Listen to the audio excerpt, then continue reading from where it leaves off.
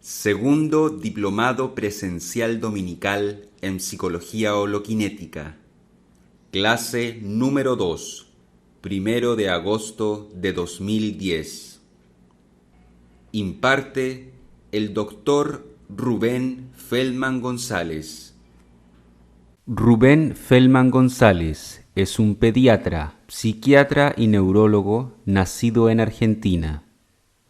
Ha dedicado más de 40 años al estudio y difusión de la percepción unitaria, que considera el hecho más importante de la vida humana, pero el menos conocido. Durante este periodo ha sostenido diálogos con investigadores de todo el mundo, entre ellos el físico David Bohm, el neurólogo Karl Pribram y el educador Jiddu Krishnamurti. Es iniciador de la psicología holoquinética y autor de una vasta obra escrita que incluye psicohistoria y exégesis cristiana.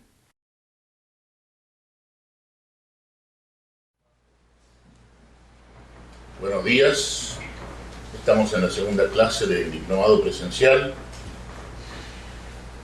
el 1 de agosto del 2010, y siempre recordando que estamos en una humanidad muy dividida y que estamos aportando la solución, que es la percepción unitaria. Y si continúan los factores que hacen que la humanidad esté tan dividida, la guerra permanente, la miseria creciente, todavía podemos tomar la percepción unitaria individualmente y hacer que nuestra vida deje de ser imaginaria y comience a ser la vida verdadera. La vida de la percepción unitaria es la vida verdadera, no imaginaria. La tarea fue leer la introducción en la Universidad de Guadalajara. Y creo yo que es una buena introducción. Eduardo, empezamos contigo. Escuchar. Es importante en la introducción a este tema de la percepción unitaria. Me parece que no es más relevante que cualquier otro sentido. Claro, no es más relevante que cualquier otro sentido, contesta Eduardo. Y ¿es necesario el esfuerzo en la percepción unitaria? No es necesario. ¿Y qué sucede si hay una expectativa de que con la percepción unitaria voy a dejar de hacer esto o voy a lograr aquello? ¿Qué sucede con una expectativa en el intento de la percepción unitaria? ¿Es una ayuda a la expectativa? No, no es ayuda. No es ayuda, es una interferencia. Contraproducente. Sí. Lorena, ¿tuvo tiempo de leer la introducción? Leí dos capítulos de la introducción. Qué bueno. En la introducción hacemos alusión al estrés de dos maneras. ¿Qué pasa en una persona estresada que intenta la percepción unitaria? ¿Se acuerda? Empieza a sentir como malestar psicosomática. Claro. Cuidado con esa palabra en psicología holoquinética. Ya vamos a ver por qué. Vamos a una clase sobre eso. Hay taquicardia, puede haber dolor de cabeza. En fin. ¿Por qué? Porque la percepción unitaria produce dolor de cabeza o produce taquicardia. No. Es porque la persona está estresada. No duerme bien, trabaja demasiado. Y al intentar la percepción unitaria se denuncia el estrés. Y Yolanda, ¿se acuerda usted cuáles son las complicaciones del estrés que no se cuida uno con dormir más, descansar más, trabajar menos? ¿Qué le pasa a una persona que continúa en el estrés obcecadamente? ¿Cuáles son las complicaciones del estrés? Se presentan problemas cardiovasculares y hasta llegar a síndrome metabólico, ¿no? Así es. ¿Se acuerda cuál es la primera complicación?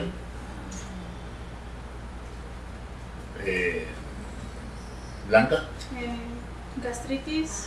Gastritis, la primera de todas. Hipertensión arterial, diabetes. Hipertensión, síndrome metabólico que puede conducir a diabetes, caída de la inmunidad y en última instancia ideas suicidas de homicidas, además de la artritis.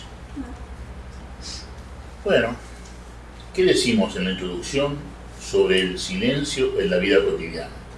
Tomarse momentos de silencio en la vida diaria. Pues que debe haber silencios en la vida cotidiana. Buscar el silencio. Sí. Momentos, lugares y momentos de silencio. Como que Gramonte decía que había que hacer un cuarto donde solo hubiese silencio. Uno recuerda que JK dijo, lo dijo en Brockwood, que había que construir la escuela de Brockwood con un lugar para el silencio, y existe tal lugar, que es un hermoso lugar, nada más que para estar en silencio, y no se puede entrar a ese lugar sin estar en silencio, y mientras uno está en ese lugar hay que estar en silencio. Bueno, el silencio es muy importante para la percepción unitaria. Muy bien. Chuy, ¿alguna pregunta? ¿Has tenido tiempo de leer la introducción? ¿Alguna pregunta sobre esa introducción? ¿Ninguna? ¿Alguno de ustedes tiene alguna pregunta sobre la introducción? Bueno, entonces hay que hacer algunas aclaraciones que me han hecho unas preguntas hoy. Evaluación inicial del paciente significa lo mismo que historia clínica, lo mismo que lo que se llama el expediente del paciente, lo mismo que se llama el archivo del paciente. La evaluación inicial es el comienzo del expediente del paciente, del archivo del paciente, y es la historia clínica del paciente también, el comienzo de la historia clínica. Son todas palabras relacionadas, no se compliquen. Evaluación inicial, historia clínica, expediente, archivo, son todas palabras referidas al paciente que significan más o menos lo mismo. Yolanda, ¿se acuerda usted por qué decimos que el pensamiento es hipnosis? ¿En base a qué decimos que el pensamiento es hipnosis? El condicionamiento que ya traemos, ¿no? Claro. Sí. ¿Y hay alguna experiencia, algún experimento que demuestre esto? Sí. A cada rato se hacen con los comerciales de la televisión. Sí. Karina, Una experiencia de Bernheim. la experiencia de Bernheim lo demuestra. Bernheim, amigo de Freud, demuestra que el pensamiento es hipnosis con la experiencia que lleva su nombre, Bernheim. ¿Por qué, Eduardo, por qué decimos que no es importante la respiración, o pensar en la respiración, o hacer cualquier técnica de respiración durante la percepción unitaria? ¿Por qué insistimos en eso? ¿Te acuerdas?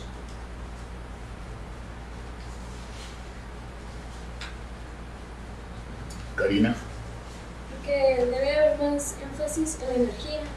¿más alto? Más, decía en la anterior clase que más énfasis en la energía. O sea, Más énfasis en la energía. Ajá, y la inspiración es realmente innata y aparte sí tiene las leyes del condicionamiento, de las leyes de C, el Claro. ámbito mental C, el ciclismo, repetición y por lo tanto es más bien el énfasis en la energía. Y por ser repetitivo, ¿a qué ámbito mental pertenece la respiración? C. Al ámbito C. Es la parte A del proceso MTA, ¿no es cierto? Lo que es autonómico, vegetativo, del sistema nervioso simpático y parasimpático. El centro de la respiración que regula la respiración está en la carótida, en el cuello, neuronas en el cuello, y es parte del ámbito inconsciente. Se repite 16 veces por minuto, regulada por el anhídrido carbónico, la respiración. Si nosotros usamos una técnica de respiración, hacemos consciente la respiración y hacemos un desastre porque el cerebro no sabe nada de respirar y la respiración se desregula por completo. Entonces, por eso insistimos que la respiración no tiene importancia y es lo que enfatizan los gurús, ¿no? De Tíbet, de India, de donde sea, de Corea también hay uno. Ay, se me olvidó comentar.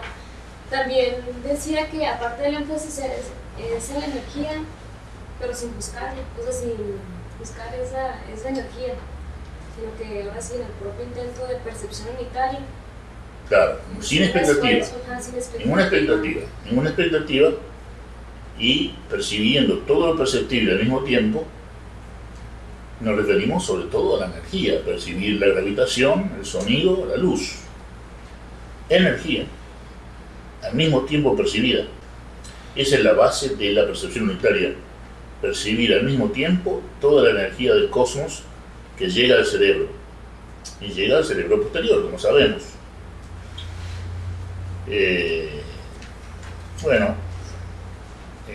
Me llegó una pregunta de un alumno que, si bien no quiere que dé su nombre, me pareció una buena pregunta para introducir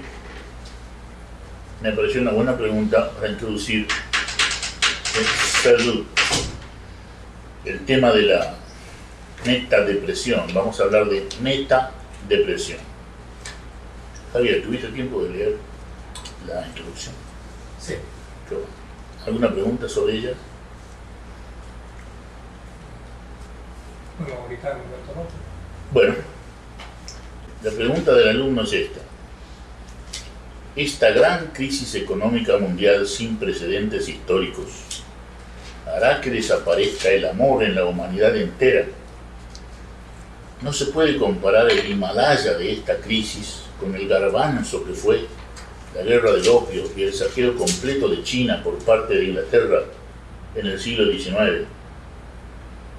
Está diciendo que la guerra del opio y el saqueo de China por los ingleses fue un garbanzo comparado con el Himalaya de esta crisis actual. Y se dice que los resultados morales de la crisis se verán bien solo dentro de 5 o 10 años. Lo que yo le contesto es esto: no tenemos que esperar 5 años.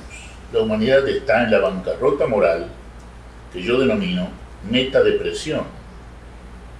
Desde que comienza la desregulación del mercado en los 70s, se agudiza. Llega a la cumbre con el presidente Reagan, quien idoliza la desregulación económica, libera a los bancos de no invertir en los 80, y en el comienzo del siglo XXI se completa esto con el mayor fraude y el mayor saqueo en la historia escrita de la humanidad a nivel mundial. Un saqueo increíblemente subsidiado por el sector gubernamental.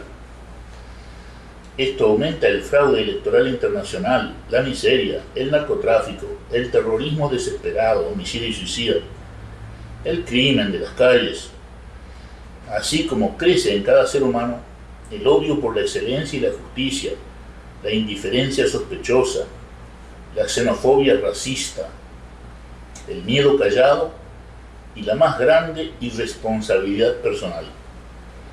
Una postración psicológica frente a la impotencia de hacer algo contra la crisis, ¿no? Contra la miseria. Estos son los síntomas del amor que se fue al mercado y no ha regresado. En 1950, la diferencia de rico y pobre era de $25 a 1. Hoy es de $300 a 1. Esto se sostiene con guerra permanente y miseria planeada, también ahogando a las ciudades con cerveza. Esto conduce a la bancarrota religiosa y moral, y a la falta de amor. Y a los pocos que están perplejos con este creciente horror, yo les hablo de la única salida, que es la percepción unitaria. Tendrías que venir, Ceci, para usar este micrófono. Para leer. para leer Metadepresión. Metadepresión es el nombre que yo propongo a la Academia, Asociación Psiquiátrica Americana, para una forma de depresión que no es genética y que es adquirida en la vida, que es la postración psicológica que este alumno ya ve con claridad, y que todos podemos ver con claridad, ¿no? Es el carpintero que no cumple, es el arquitecto que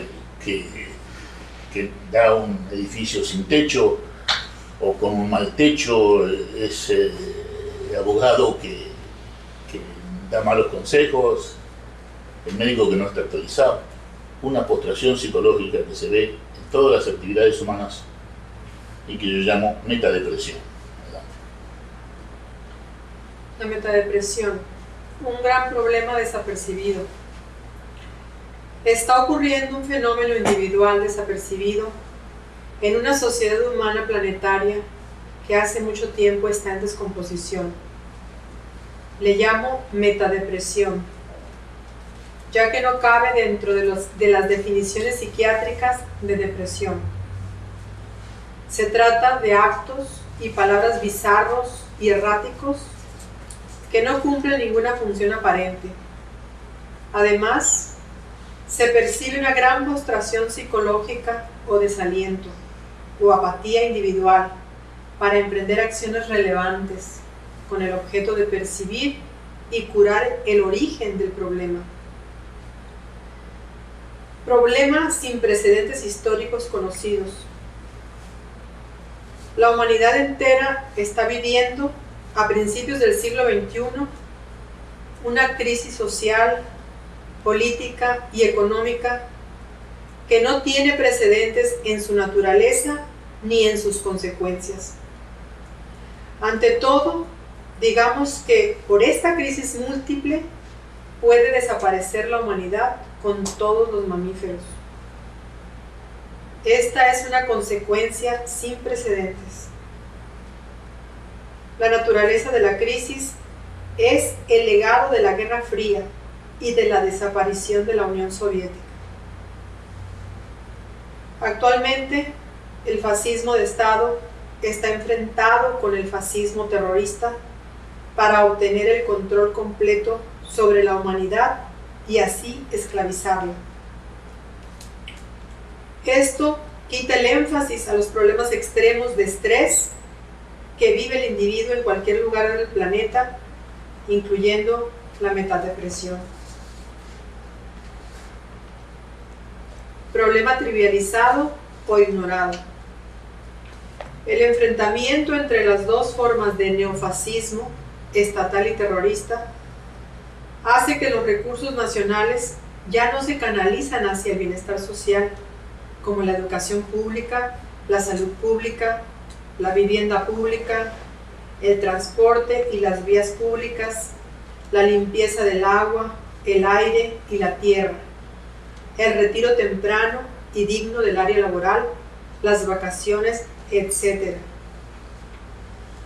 Los recursos nacionales pasan ahora a la producción y a la compra de armas que se usan en el enfrentamiento entre Estado y terror.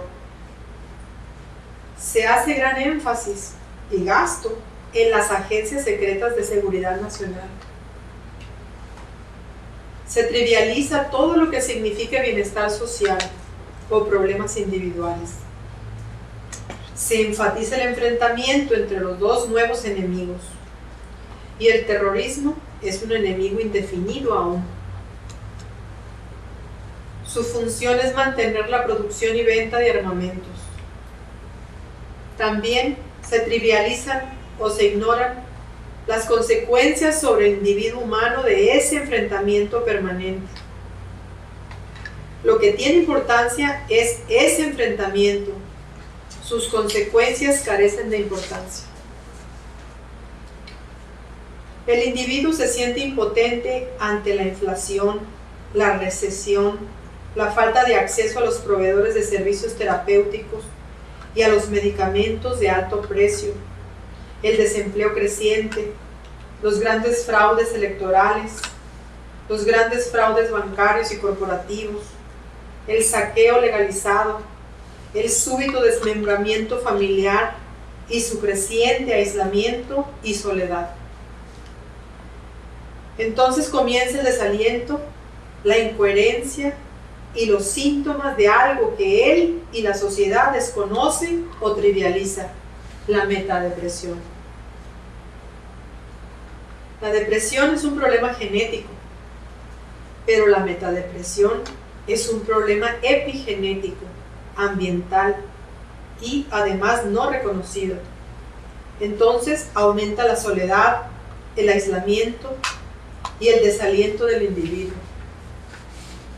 Aumenta la frecuencia de los dolores, el estreñimiento, la agresividad, la irritabilidad sin causa, la creciente vulgaridad y brutalidad en el lenguaje y el resto de las interacciones humanas. Entonces aumenta el estrés personal y las consecuencias del estrés. Fácil fatigabilidad o aburrimiento, gastritis, artritis, alta presión arterial, caída de la inmunidad, resfríos frecuentes, obesidad y síndrome metabólico como umbral de la diabetes, etc. Pensamientos suicidas y homicidas. Difíciles soluciones. Los que hemos vivenciado la percepción unitaria como forma de vida, como fundamento de cualquier actividad, mientras se percibe todo lo perceptible al mismo tiempo, sabemos cuál es el camino de oro a la paz individual. Sin esa paz individual, no terminarán los enfrentamientos entre los seres humanos. Sin esa paz individual, no puede haber una sociedad compasiva y sana. Bueno, algún comentario sobre la metadepresión. Yo creo que cualquiera que tiene ojos puede ver que esto es un hecho, no es teórico. Sí, quería comentar que en estos 2 últimos años se ha vivido un aspecto de la metadepresión escalofriante, que es que el mito de la democracia occidental como refugio de la forma de vida nuestra ha caído con el saqueo de los estados, y que ese saqueo de los estados, que ya ha producido reducción de las pensiones en los países ricos, reducción de los servicios sociales y de todas las prestaciones, es conocido por la población y mira para otro lado. Lo dramático es que ya nadie cree en las democracias occidentales como forma de vida. Todo el mundo sabe que existe un poder económico que está saqueando y destruyendo la forma de vida de la humanidad, y mira para otro lado, mira el Mundial de Fútbol, sigue mirando a los partidos políticos. Entonces esto es como si uno está durmiendo, entran en su casa a robarle y simulan que sigue durmiendo. Es un síntoma de metadepresión gravísimo y casi terminal, ¿no? Que se ha producido, se está produciendo en los 2 últimos años. Claro. Y la metadepresión complica lo que comienza a ser visible a partir de la Segunda Guerra Mundial. La posibilidad, por primera vez en la historia escrita de la humanidad, 5.000 años, de que la humanidad puede desaparecer por completo junto con todos los mamíferos, en un escenario atómico, en un escenario epidemiológico, en un escenario ecológico, la glaciación súbita por el sobrecalentamiento, etc., ¿no? Hay múltiples escenarios posibles para el final de la humanidad, agravado por la metadepresión, que no ayuda para nada, porque nadie hace nada, como bien dice Ignacio, y en muchos casos nadie puede hacer nada. Están dadas las condiciones para que nadie pueda hacer nada, y entonces el peligro de la desaparición de la humanidad es un hecho, ¿no? Un hecho contemporáneo que nunca existió antes en la historia de la humanidad, en los 5.000 años pasados. Entonces, eso significa la metadepresión. El problema es que no tiene tratamiento médico, o sea, no se le puede dar un antidepresivo a una persona con metadepresión, porque no es un problema genético o metabólico que se puede no curar, pero tratar, como se trata la diabetes, ¿no? Que tampoco se cura, pero se trata con insulina. De la misma manera, la depresión no se cura, pero se trata con el antidepresivo, porque son dos enfermedades metabólicas y genéticas. Pero en el caso de la metadepresión no hay un tratamiento fácil, como lo hay en estas dos enfermedades mencionadas, ¿no? Como típicas para mí, como ejemplo, la diabetes y la depresión. La metadepresión no tiene tratamiento con una receta. Creo yo que la única manera en que la metadepresión mejore es con una transformación completa de la vida humana. Y esa completa transformación de la vida cotidiana del ser humano no puede existir sin la percepción unitaria. Sinceramente, no puede existir. Por eso creo que la metadepresión, que complica y facilita la posibilidad de la desaparición de la humanidad, sobre todo por la gran irresponsabilidad y postración psicológica que significa metadepresión, y que se ve, como dije antes, en todas las actividades humanas, bueno, tiene un solo tratamiento: percepción unitaria. ¿Algún comentario sobre todo esto?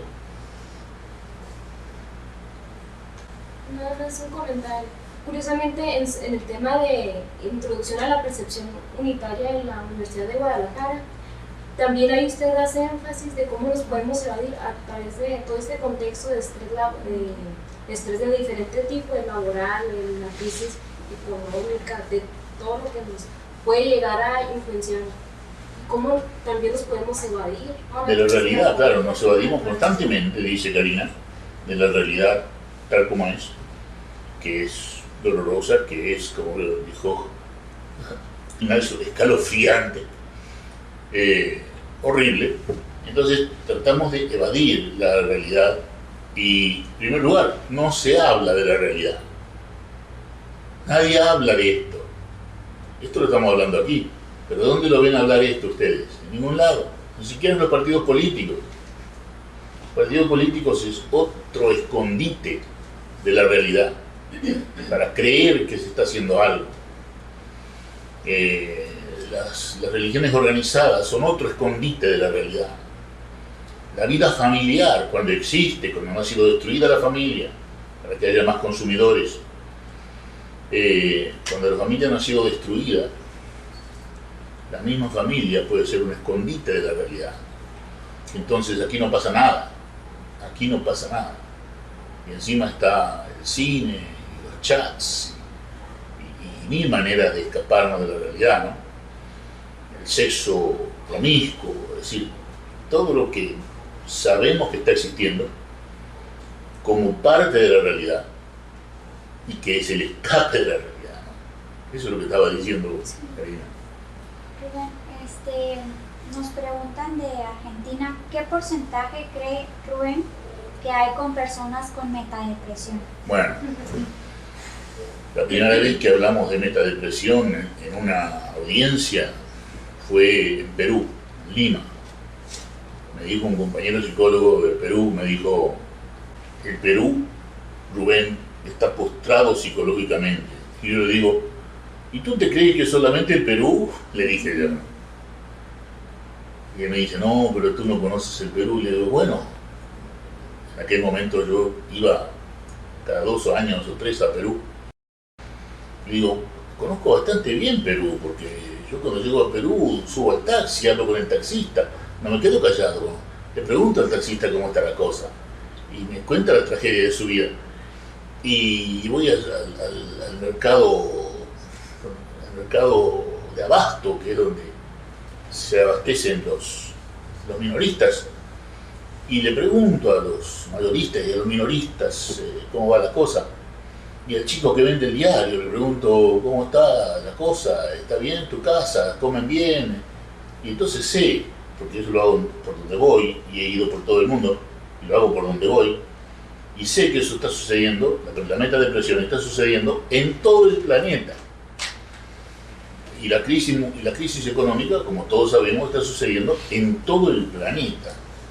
A mí me gusta escuchar la RAI para ensayar el italiano, y me sorprende que un país como Italia, la gente esté en las calles con banderas rojas expresando su descontento, ¿no? Su desesperación, su miseria.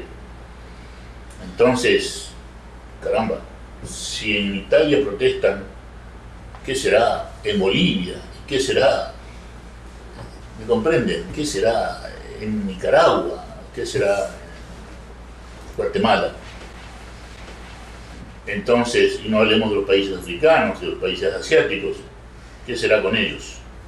Podemos tener una idea. La postración es mundial también, con la crisis. No es solamente del Perú. No sé si estoy contestando. ¿Estoy contestando? Sí, dice que sí. Gracias. Un 120% entonces. Sí, no, yo creo que la metadepresión, sacando ese pequeño grupo de seres humanos que está entre el 5 y el 10% de la humanidad, que se cree que están seguros,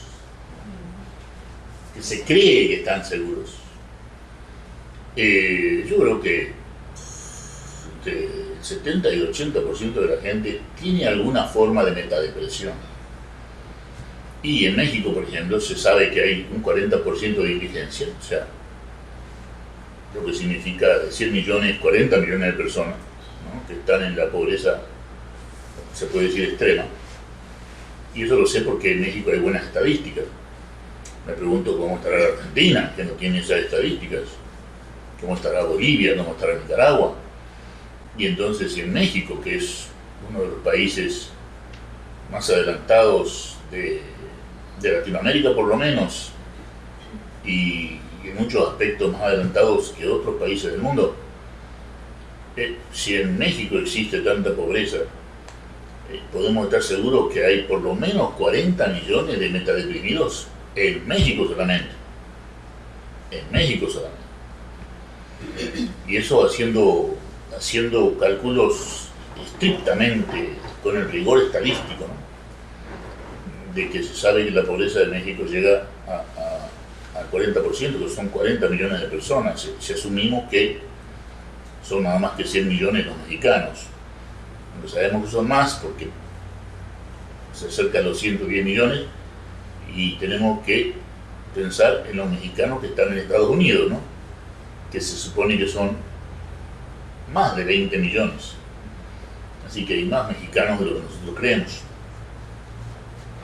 ¿Y cómo están los mexicanos de Arizona, que acaba de sacar una ley racista contra los mexicanos? ¿Y cómo puede crecer un niño de Mexicali o un niño de la frontera norte de México viendo un muro de hierro construido por Estados Unidos que tiene 3.500 kilómetros de largo? Y sí, es por el terrorismo, pero existe una frontera norte de Estados Unidos. Esa es la frontera sur. Existe una frontera norte de Estados Unidos que tiene 7.000 kilómetros de largo, el doble de largo, que no tiene ninguna muralla, porque es una muralla racista, nos guste o no reconocerlo. Es una muralla racista. Y entonces, esa es la realidad que estamos viviendo claramente aquí en Mexicali, ¿no? Tenemos que llegar hasta la avenida Colón nada más, que para ver ese muro de la vergüenza, como se le llama, un muro de acero de 3.500 kilómetros que se mete en el mar. Creo que son 5 kilómetros que se meten en el mar, en el Pacífico. Y todo eso, ¿cómo influye en el niño que crece en Mexicali? O en el niño que crece en la frontera norte de México? O en el niño que crece en la frontera sur de Estados Unidos? ¿Cómo influye a la humanidad esa frontera? ¿Acaso nosotros creemos que la guerra permanente que hay en el mundo, ¿no?, que si no es en Vietnam, es en Irak, y si no es en Irak, es en Afganistán, y si no en Congo, y si no en Colombia, y si no en las grandes ciudades para vender drogas y mujeres y armas? La guerra permanente que existe, ¿no influye a la humanidad? ¿No influye a los niños? Claro que los influye, y los influye con lo que yo denomino metadepresión. Menor amor a la excelencia, irresponsabilidad. Los estudiantes le dicen hoy, me dicen los amigos que tengo, que están como profesores en grandes universidades, que yo visito para dar mis conferencias de percepción mental y mis seminarios, me dicen los profesores, acá mandan los alumnos, el mundo está al revés. Aquí tenemos un profesor también, universitario, que nos puede decir que mandan los alumnos en la clase, que los alumnos evalúan al profesor. Se ha vuelto el mundo al revés, ya no es el profesor que evalúa al alumno, ahora el alumno evalúa al profesor. Entonces, claro, el mundo está patas para arriba y así nos va. La educación ha caído en su excelencia, en su calidad, y es un desastre completo, ¿no? Un desastre completo. Y no es que la gente no lo vea, sino que existe una especie de impotencia, que es lo que aumenta la metadepresión, ¿no? La postración psicológica, que uno siente que es poco lo que uno puede hacer, lo cual no es verdad. Todavía podemos mantener la paz interior, que es la contribución más grande, la contribución de la percepción unitaria que nos lleva a la paz interior, a la gran energetización física, a la comunión con los seres queridos y no queridos. La percepción unitaria es la salida, porque la mayor contribución que podemos hacer como individuos a una sociedad en completa descomposición, no me refiero a México, me refiero a la humanidad entera, una sociedad humana planetaria en completa descomposición, ¿cuál es la mejor contribución que podemos hacer yo, Rubén, Lorena, Javier, Eduardo, todos nosotros los que estamos aquí? La percepción unitaria, porque nos permite estar en paz, y con esa paz contribuimos más, como creen algunos, con una ametralladora, o con una cruz, o con una media luna, maometana. No, vamos a contribuir mucho más a la sociedad con la paz interior, que solamente llega con la percepción unitaria. ¿Algún comentario sobre todo esto? Y estar muy atento a los escondites, ¿no? En percepción unitaria uno ve claramente las cosas y se da cuenta que las religiones organizadas son escondites, que una familia mediocrizada puede ser un escondite para no ver la realidad, que las piñatas y las bodas son muchas veces, más que celebraciones, escondites para no ver la realidad. Y los partidos políticos son, sin duda, meros escondites para no ver la realidad. Y entonces estamos solos. Y en esa soledad, la percepción unitaria.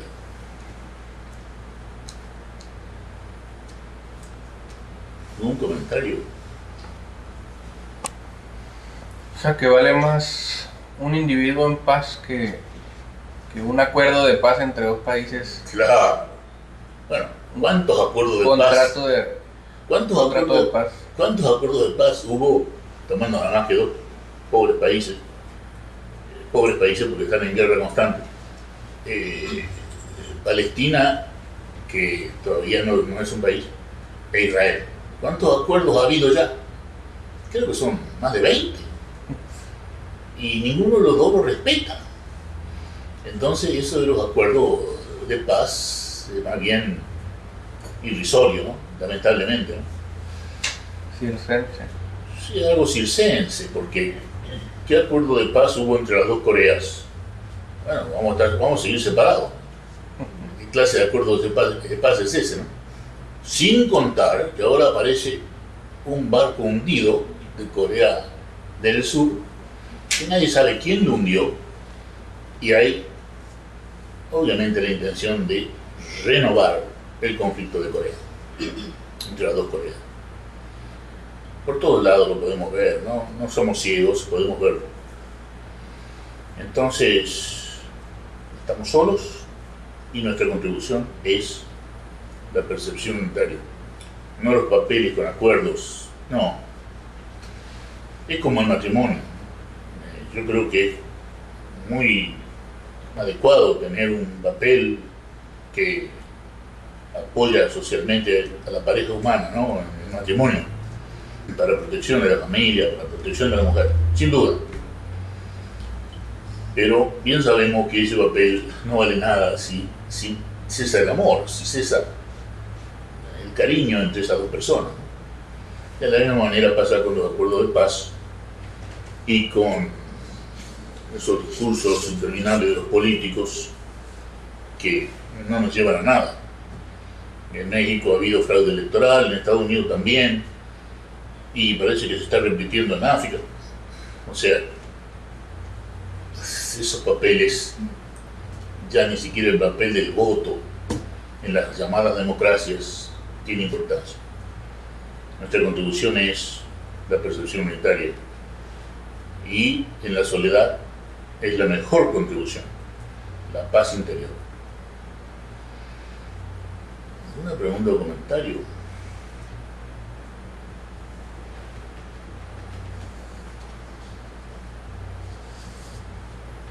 Me parece que si alguien que no conoce la percepción unitaria y puede ver la metadepresión que existe, solo va a haber odio, rabia, tristeza, y no es contribución porque es también metadepresión. Claro. Entonces, si alguien lo puede ver, pero su contribución es intentar la percepción unitaria, ¿no? Claro, es lo que yo le decía a los muchachos de Perú, ¿no? Era un grupo de psicólogos que me invitaron a ir, ¿no? Y yo les decía, cuando ustedes se reúnen, ¿de qué hablan? Y hablamos casi al borde del llanto de la situación del Perú. Y digo, ¿y la situación de Latinoamérica y la situación del mundo? Sí, también. Y también con ganas de llorar, sí, también con ganas de llorar. Y le digo yo, ¿por qué no dejan de hablar del diagnóstico? Olvídense del diagnóstico, el diagnóstico ya está hecho. La humanidad va derecho a su propia desaparición. Ese es el diagnóstico. Ese es el diagnóstico. Y que no nos engañemos, la humanidad va derechito a su propio suicidio, a su propia exterminación, por su propia estupidez. Y las divisiones religiosas y nacionales y todas las barbaridades que el ser humano ha inventado. Entonces, ¿cuál es la contribución? Hablemos del tratamiento, únicamente del tratamiento cuando nos reunimos, porque si vamos a hablar del diagnóstico, vamos a salir todos llorando, pero llorando a los gritos. Entonces no hablemos del diagnóstico porque eso nos va a quitar la energía. Hablemos del tratamiento, hablemos de la percepción unitaria y vivámosla. Mientras hablamos de la percepción unitaria, ¿qué es, qué no es? Porque no es fácil, es algo muy serio y no es fácil. Es una función mental que acaba de descubrirse, ¿no? A partir de J.K. y David Bohm. Entonces hemos tenido la suerte de estar con ellos y descubrirla también, pero tenemos que descubrirla nosotros individualmente, qué es y qué no es la percepción unitaria, y reunirnos, por supuesto. Porque acá decía, reúnanse, y yo decía, ¿para qué? A mí no me gusta reunirme. No, reúnanse. Insistía, ¿no? De que era muy importante reunirse, ¿no? Yo me doy cuenta cuando hay una buena reunión sobre percepción unitaria, que es y que no es. No para hablar del diagnóstico, no para hablar del fin ecológico de la humanidad, o el fin epidemiológico de la humanidad, o la posibilidad de que un terrorista compre una bomba atómica. No. Para hablar de qué es la percepción unitaria y qué no es, porque ahí está la salida. Esa es la única cura. ¿Un comentario o pregunta? ¿No? Sí, no esconderse en religiones organizadas y en partiditos políticos.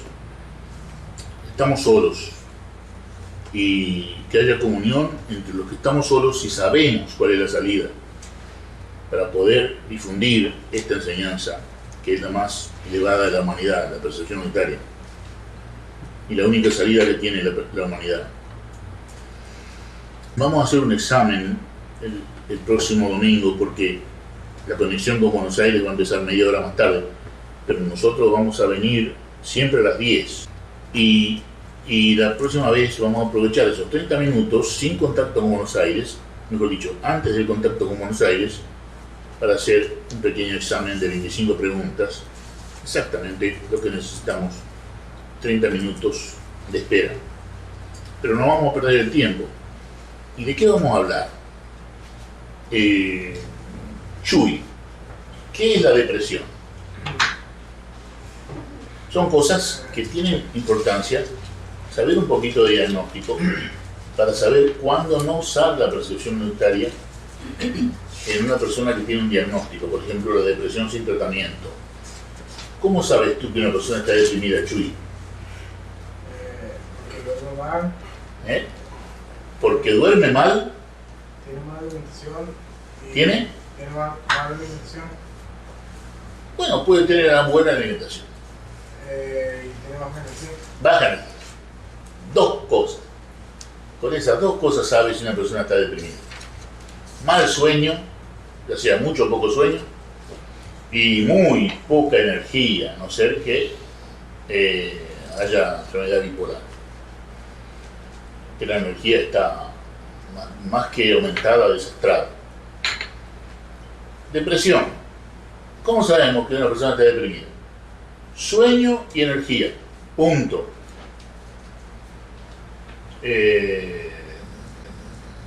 Karina, ¿cuál es el diagnóstico más común en psicología?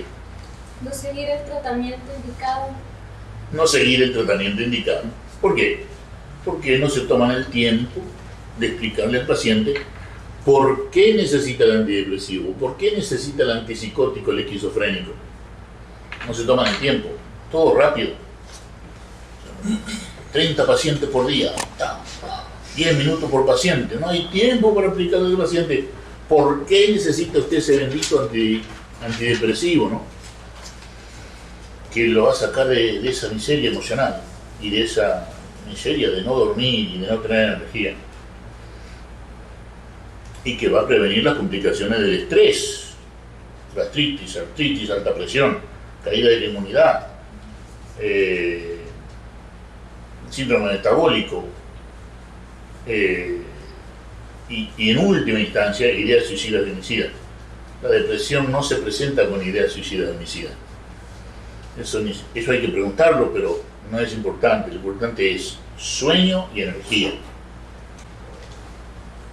¿Es un abuso que un bebé de 3 meses esté en la sala con la familia mientras la familia ve televisión a alto volumen? ¿Tú qué dices, Eduardo? Sí. Es un abuso que el bebé esté al lado del televisor, ¿no?, en su cuna, boom, boom, boom, boom, porque eso es lo que escucha el bebé. El bebé no tiene significado. Escucha nada más que boom, boom, boom, boom. Y eso durante horas es un abuso oculto. Un abuso oculto. Implica que hay insensatez en los padres. Implica que hay metadepresión en los padres, que no les importa nada. Y será también un abuso fumar cuando hay un niño presente. Claro que sí que es un abuso. Que una persona fume al lado de un niño y que una persona fume al lado de una persona que no quiere fumar. Es un abuso. Javier, un paciente deprimido deja de tomar su medicamento antidepresivo. Te voy a dar opciones para que tú elijas la más adecuada. Lo regañas. Usted es un irresponsable. Segundo, urgente, ve al psiquiatra que le recetó ese antidepresivo que usted dejó de tomar. Tercero, por favor, vuelva a tomar el medicamento. Cuarto, ¿Duerme usted bien? ¿Cuál es la opción adecuada? Si quiere la repito.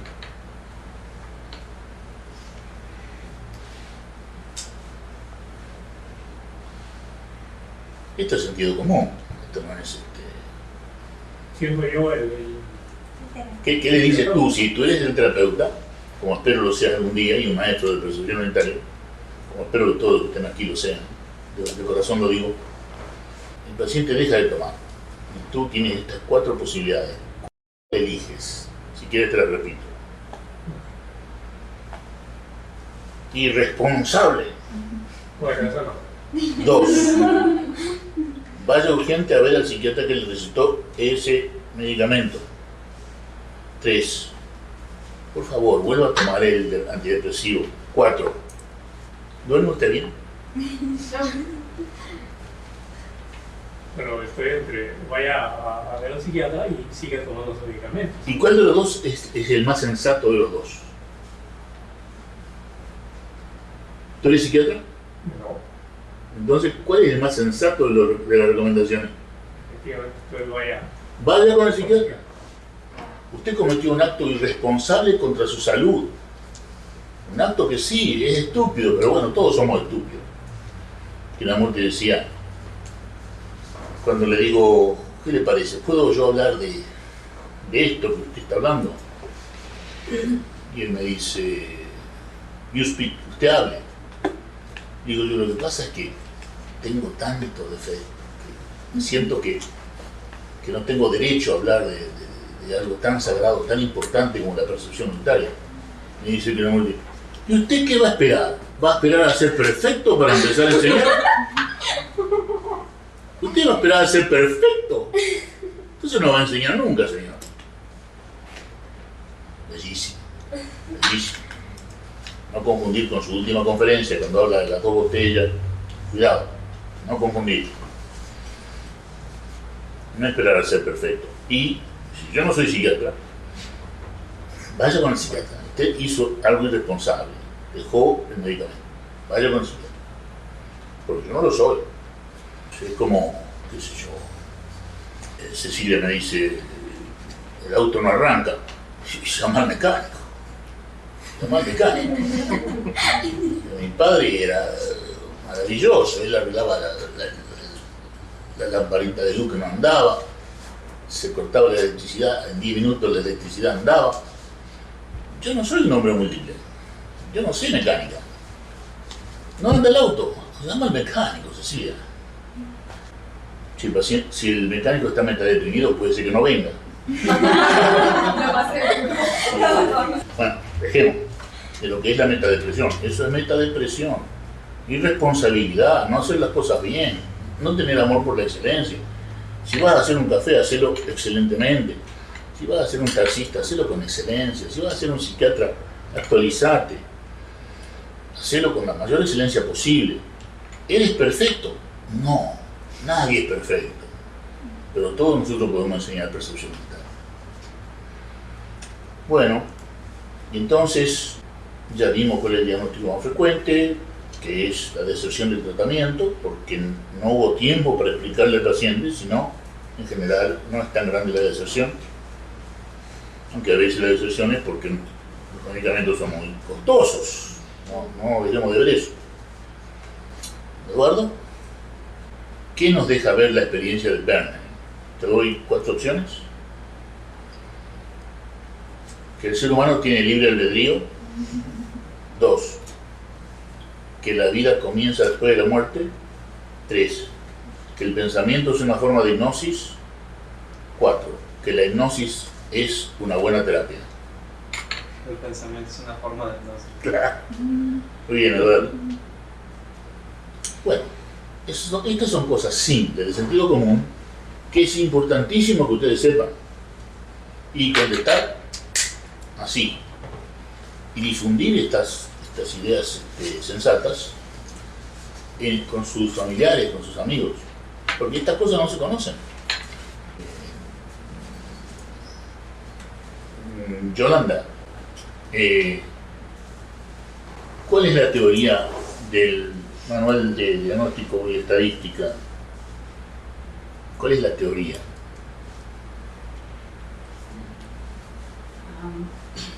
¿Lorena? No, es ateórico.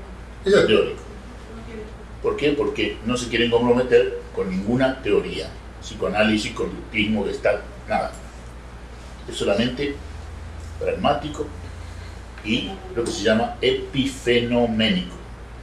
O sea, lo que se ve, nada más que lo que se ve. Y hacer el diagnóstico en base a lo que se ve. Cosa que el diagnóstico lo puede hacer un chico de 6º grado. ¿Alguna pregunta?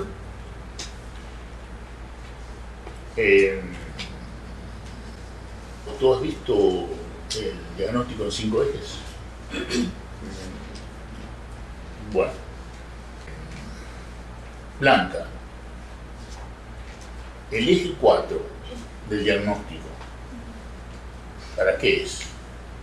Es para medir el estrés de la persona. El estrés de la persona. Mide el estrés de la persona. ¿Te acuerdas con cuántos números? De 1 al 5. De 1 a 5. Quiere decir que si un esquizofrénico viene a ti, antes de que abra la boca, tú ya sabes que es esquizofrénico. ¿Cuál va a ser el número que tú le vas a poner en el eje 4? 5. 5. El esquizofrénico vive una vida de mucho estrés. Y no hablar de la familia, que vive una vida de 100 veces más estrés que el paciente. Muy bien.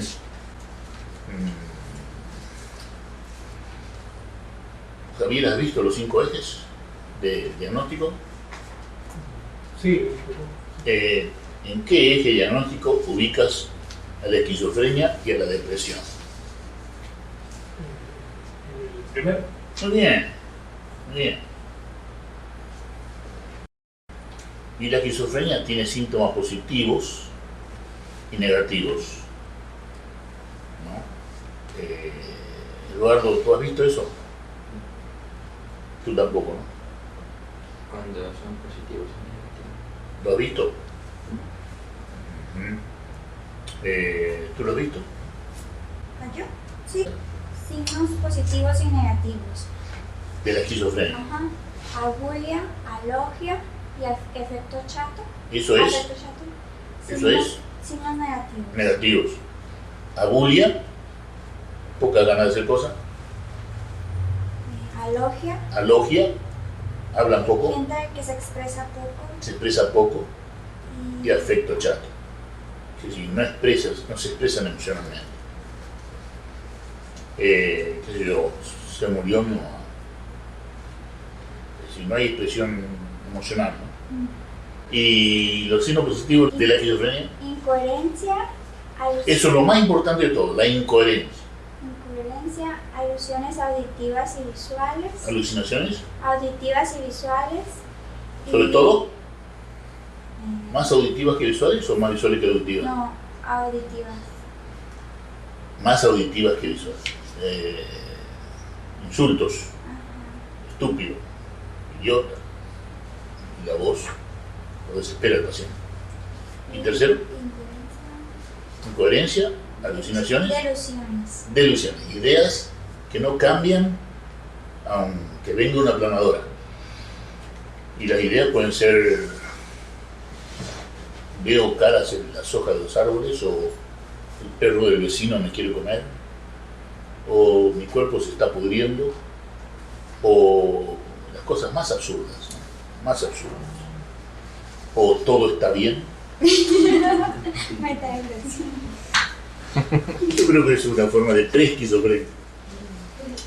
Bueno, y entonces, una historia clínica, una evaluación, ¿se acuerdan que hablamos? La historia clínica, la evaluación del paciente, son sinónimos. Van a formar parte del expediente o del archivo del paciente. ¿Y qué hay que tener en cuenta en una historia clínica? Datos personales, nombre, teléfono, email, dirección. Historia del... ¿Cuál es el problema que trae? Historia del problema. La historia de la vida del paciente. Historia médica, claro, el desarrollo, la historia médica, la enfermedad que ha tenido, internaciones hospitalarias, internaciones militares, por ejemplo, si he estado en cuarteles o en guerras, lo cual ya no es una cosa poco común. Y también todo lo que sea historia, ¿no? Y después de eso viene el diagnóstico en 5 ejes. Eje 1, esquizofrenia, depresión. Eje 2, retraso mental y problema de personalidad. Eje 3, diabetes, artritis, enfermedades médicas. Eje 4, ¿cuánto estrés tiene? De 1 a 5. Si es esquizofrénico, 5. Si se acaba de divorciar, 5. Si acaba de mudar de España, 5. Si se acaba de casar, 5.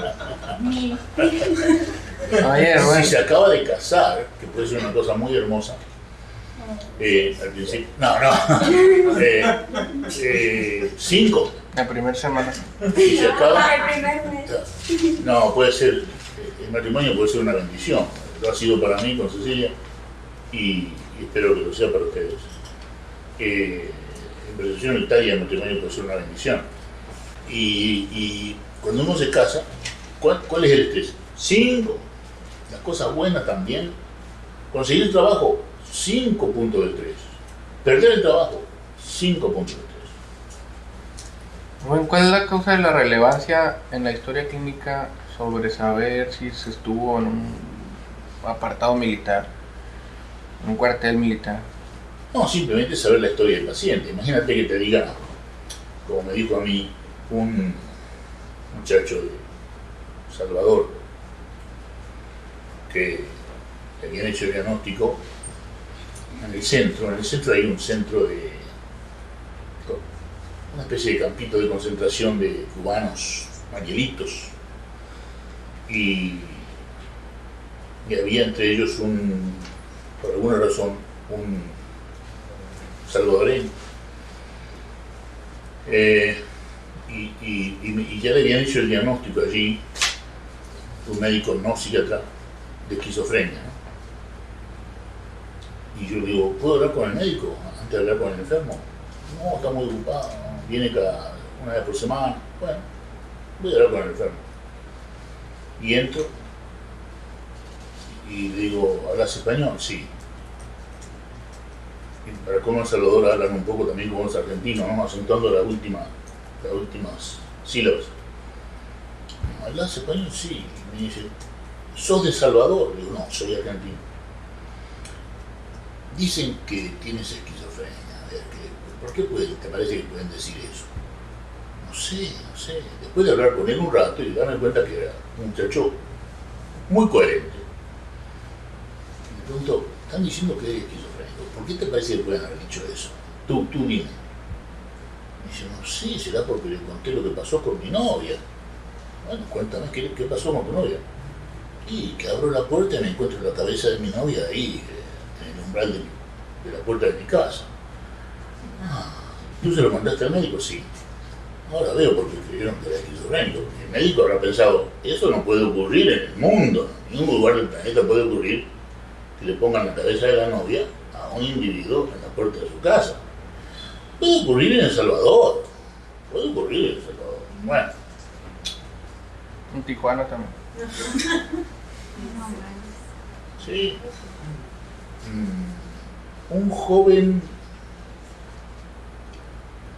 de 16 años. Blanca, ¿te animas? Sí. Un joven de 16 años roba y es descubierto por la policía y es arrestado. ¿Cuál de estos 3 diagnósticos no se le puede dar? Tú no sabes nada más que eso del paciente. Robó, lo arrestaron. No le puedo dar uno de estos 3 diagnósticos. Dime cuál de estos 3 no le puedo dar. Esquizofrenia, depresión, personalidad antisocial.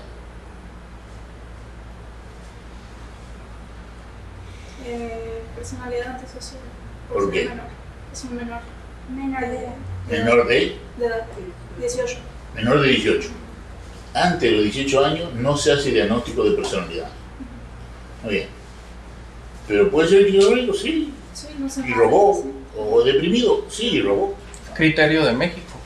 ¿Qué dices? Es criterio en México, ¿eh? No, es que es el mundial. Ah, muy bien. Mundial, sí. Bueno,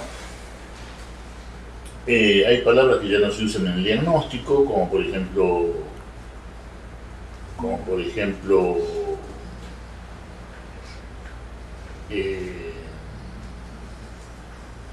psicópata. Psicópata que no se usa antisocial. Pero la gente cree que antisocial es una persona que evita a la gente. No, el antisocial no es el que evita a la gente, es el que no tiene conciencia moral, que se abusa de la gente, que roba, que engaña. Entonces el antisocial no es el que evita a la gente, el antisocial es el que roba, que rompe las reglas sociales. Entonces no es psicópata la palabra que hay que usar, sino la palabra antisocial. La palabra neurosis que usaba tanto Freud no se usa. ¿Por qué? Porque no se quiere que el manual de diagnóstico sea teórico y el psicoanálisis es una teoría. Entonces se sacó la palabra neurosis,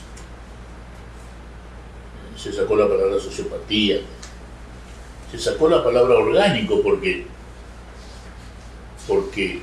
si decimos que un problema, por ejemplo, una depresión es orgánica porque tiene un infarto, estamos queriendo insinuar de que hay depresiones que no son orgánicas. Y si la depresión es genética y es metabólica, también es orgánica. Por eso la palabra orgánica no se usa. Se usa la palabra depresión mayor y ya sabemos que es genética y que es metabólica y que por lo tanto es una enfermedad del organismo entero. Tampoco se usa psicogénico por la misma razón. Depresión psicogénica se produjo por un problema psicológico. Bueno, pero mejor llamarle metadepresión, ¿no? Y no depresión, porque la depresión es genética. No se usa psicogénico, no se usa orgánico, no se usa neurosis, no se usa sociopatía, sino antisocial. Y no se usa tampoco la palabra perversión, como por ejemplo el exhibicionismo, el froterismo, el voyerismo. Ya no se usan como bajo la palabra perversión, sino que son parafilias. Parafilias. Robert Stoller, lo recomiendo mucho que lean a Robert Stoller, su libro llamado Perversiones. Defiende la palabra perversiones porque dice que parafilia en griego quiere decir algo que está al lado del amor. Y Robert Stoller dice, las perversiones vienen porque los niños han crecido con el odio de la madre, contra el padre. Por eso hay perversiones. Eso dice Robert Stoller. Por lo tanto, no le llamemos a las perversiones parafilia como si fuera una forma del amor. No. Las perversiones son forma del odio. Porque los niños crecieron con el odio de la madre contra el padre. Y eso es, dice Stoller, Robert Stoller, un gran maestro. Yo tuve la suerte de tener muchas clases con él, de la Universidad de California de Los Ángeles. Robert Stoller, le recomiendo su libro Perversiones. Dicen, no son forma del amor, son forma del odio. Por lo tanto, parafilia no es una buena palabra, pero es la palabra que se usa en el manual de diagnóstico, parafilia. Una mujer de 45 años dice que intentó suicidarse a los 19 años. ¿Dónde pongo este dato? 1. Datos personales. 2. En el problema presentado. 3. En la historia personal. 4.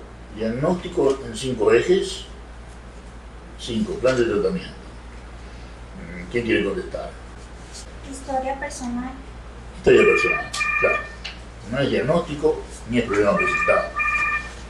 Dijo que quería suicidarse a los 45, a los 19 años y lo dice a la edad de 45. No es un diagnóstico.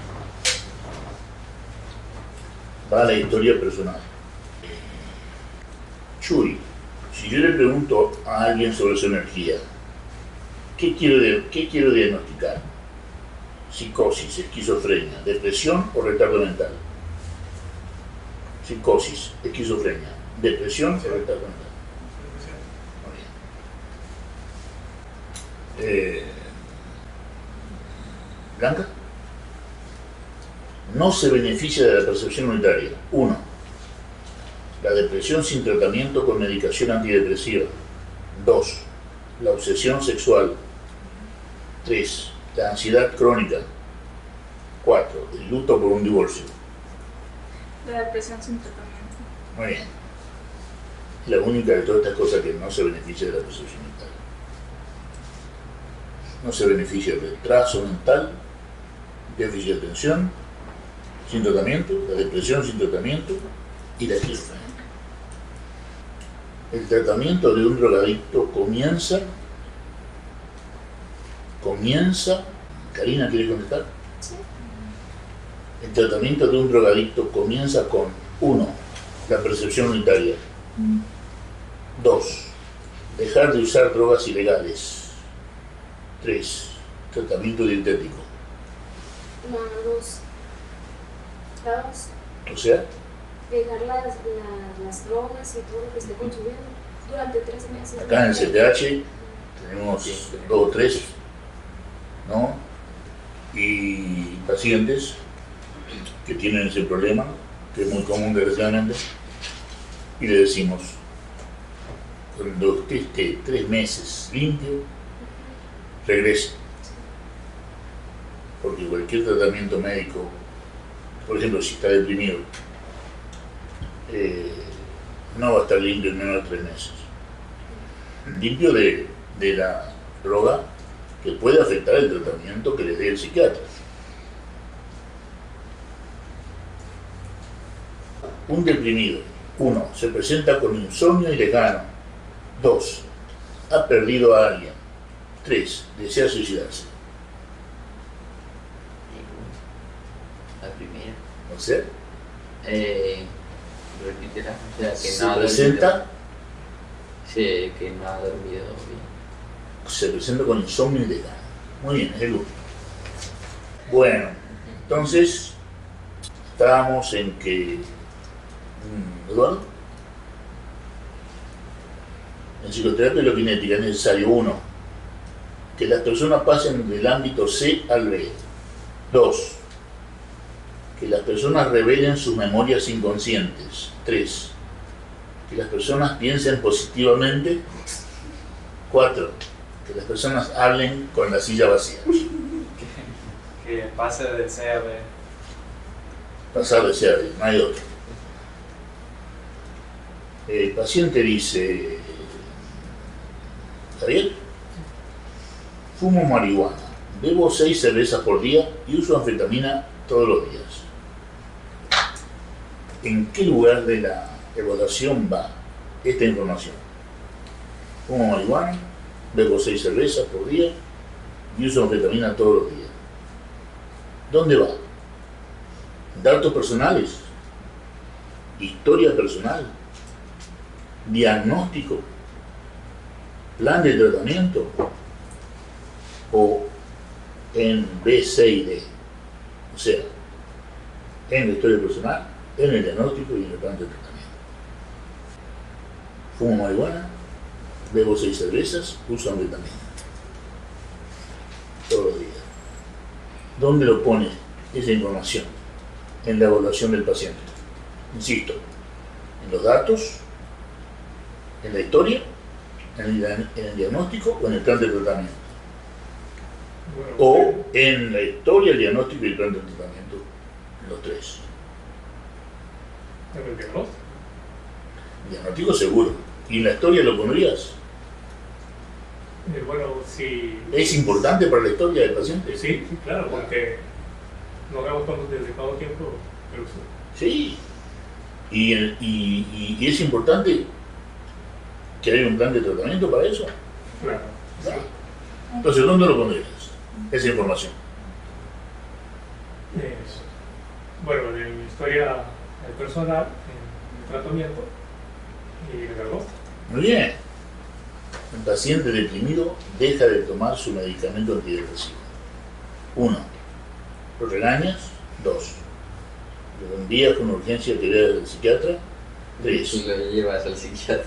Le dices que vuelva a tomar el medicamento o le preguntas si duerme bien. Le llevas urgentemente al psiquiatra. Le dices que vayas. Porque claro, todo el tratamiento tiene que ser voluntario. No puede ser obligado. Por ley. Por ley. Sí, es terrible para un psiquiatra que está en un hospital, como he estado yo, ¿no? Un residente, que llegue un individuo que parece Dios me perdone, parece un perro rabioso, ¿no? O sea que muerde, golpea, grita. Si no se contiene, puede hacerse daño a él y hacerse mucho daño a la gente. Y llega una persona que está en ese estado extremo de excitación, generalmente porque ha tomado anfetamina o mucha cocaína, y entonces llega en ese estado de terrible hostilidad, de gran peligro para él y para los demás. Y la ley dice que no se lo puede tratar sin que él quiera. Le podemos dar un tranquilizante. ¿Usted desea que le demos un tranquilizante? Bueno, así que la ley también tiene sus agujeritos. Quiero comentar sobre eso, que eso es un drama para las familias de esquizofrénicos. Porque cuando hay una crisis, claro, la persona necesita llevarlo al psiquiátrico y no lo aceptan y tienes que llevarlo a casa, se escapa y es un... Por eso dije, paciente con esquizofrenia, 5 puntos de estrés. De familia, 55 puntos de estrés. Terrible. Bueno, y tampoco se puede tratar si no es voluntario. ¿Cómo se hace para convencer a un esquizofrénico que está en un episodio psicótico para que tome la medicación? Es una vía crucial del psiquiatra y de la familia. Bueno, todo por una ley insensata, ¿no? Tendría que haber una ley sensata con excepciones.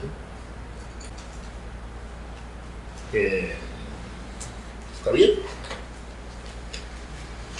no conviene comenzar la psicoterapia, 1, si el paciente dice que no la necesita, si el paciente es un psicólogo, si el paciente no duerme bien o si el paciente está tomando medicamentos.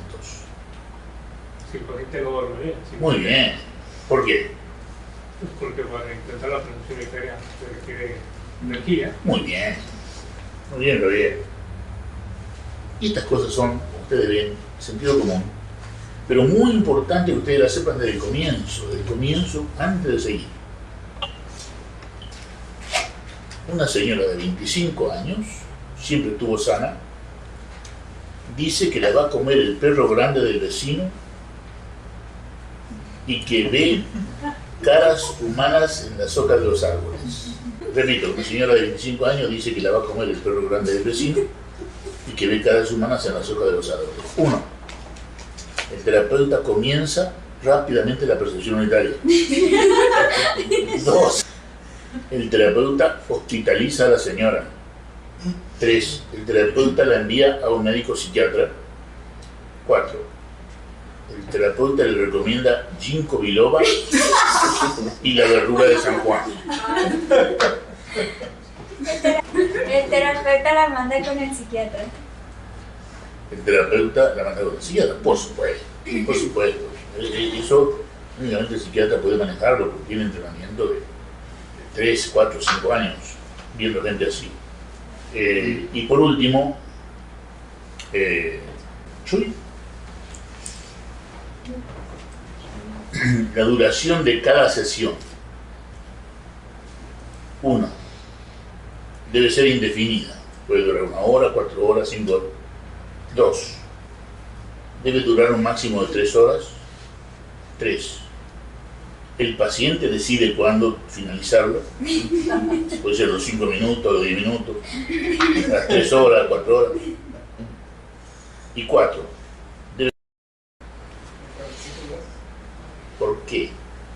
Muy bien, ¿por qué? ¿Por qué tiene que ser de 45 minutos y no lo que quiere el paciente y no 3 horas ni 10 minutos? ¿Por qué? Digo que administra el médico.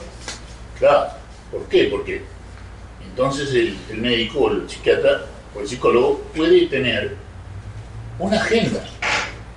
Y a las 8 va a ver a María, y a las 9 va a ver a Pedro, y a las 10 va a ver a Juan. Y puede ver 8 pacientes en un día. ¿Tú me comprendes? A su hora, sin hacerlo esperar. Porque en esos 15 minutos tiene tiempo de tomar un poquito de paz, ir al baño, tomar un vaso de agua. ¿Tú me comprendes? Entonces, no es loco de que sea de 45 minutos la sesión. Es profesional, como tiene que ser. ¿Alguna pregunta o comentario sobre todo esto? ¿Estás de acuerdo, Yolanda, con todo esto? ¿Qué quise decir, Lorena? Sí. Sí. Está bien. No, bueno, igual en el caso de la consulta psiquiátrica, la consulta psicológica, ¿verdad? Digo, porque tú tienes, si tienes una agenda con 8 pacientes, sí. ¿Qué decías? Que se puede repetir lo que dijo Lorena. Que es tanto importante para el psiquiatra como para el psicólogo, o sea, para cualquier profesional, ¿no? Que la sesión dure 45 minutos para tener esos 15 minutos libres, que son personales del profesional, para usar como quiera, ¿no? Puede ir usted al baño, puede querer tomar un vaso de agua, o puede querer sensatamente estar 15 minutos en paz para ver cómo se debe al paciente siguiente, en paz, para darle paz. ¿Cómo le puedo dar paz a un paciente si no estoy en paz? Sí. Empecemos con Blanca. Ok. Esta es la pregunta de una persona que consume marihuana, ¿no? Bebe 6 cervezas al día y está consumiendo anfetaminas. Que se diagnostica en historia personal, se pone en historia personal, diagnóstico y tratamiento. En el diagnóstico, la pregunta está en el eje 3 de enfermedad médica. ¿Sí? ¿En cuál eje se diagnostica? ¿En el 3? No, en el 1, porque son abusos de sustancias. Y no es drogadicción. Eso va al 1. Okay. Y no es drogadicción. O sea. Bueno, esa habría que preguntárselo, ¿no? Okay. Él te dice eso, y para saber si es adicción, tiene que preguntarle, todos los días la anfetamina. Yo podría decir que es adicción, pero no se despide con la marihuana, y creo que con 6 cervezas es un exceso, es un abuso. Si es adicción, si es alcoholismo, bueno, si no es alcoholismo todavía va derechito para allá, Bueno, perdona, Ignacio. El diagnóstico lo hemos visto en relación con la terapia, pero supongamos que uno va a dar un taller a una ciudad que no conoce y que se han inscrito las personas antes de que llegue y se encuentra en la sala 20 personas y se encuentra 2 casos, una persona que parece, por las preguntas que hace o que pues, a lo mejor es esquizofrénico, entonces le va a hacer probablemente un daño con enseñarle lo que es la percepción unitaria que él no va a poder alcanzar. No, la verdad nos hace libre. La verdad nos hace libre. ¿Puedes repetir tú? Lo que propone Ignacio, no sé si terminaste, pero... No, pues quería poner un segundo caso, que nos encontramos con un antisocial que vemos que vamos a dar un taller de 3 días y que va a estar boicoteando y que está a lo mejor porque le gusta una chica que hay allí y ha venido. Entonces, ¿qué hacer en ese caso? O ha sido pagado para sabotear la clase por una entidad religiosa. No ha ocurrido en Caracas. Al esquizofrénico hay que decirle, usted es esquizofrénico.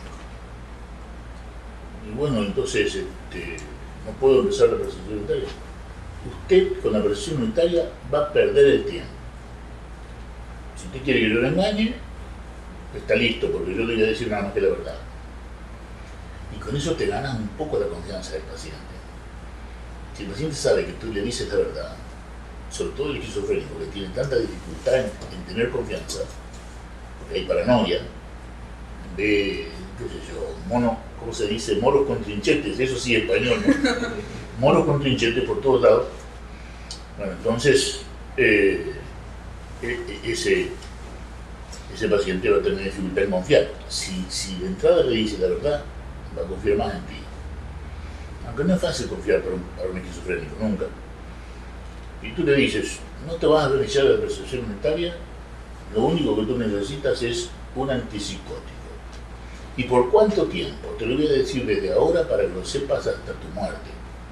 Es desde ahora hasta que te mueras ese antipsicótico. Y ahora seguramente sientes mucha hostilidad contra mí. ¿Por qué? Porque te dije la verdad.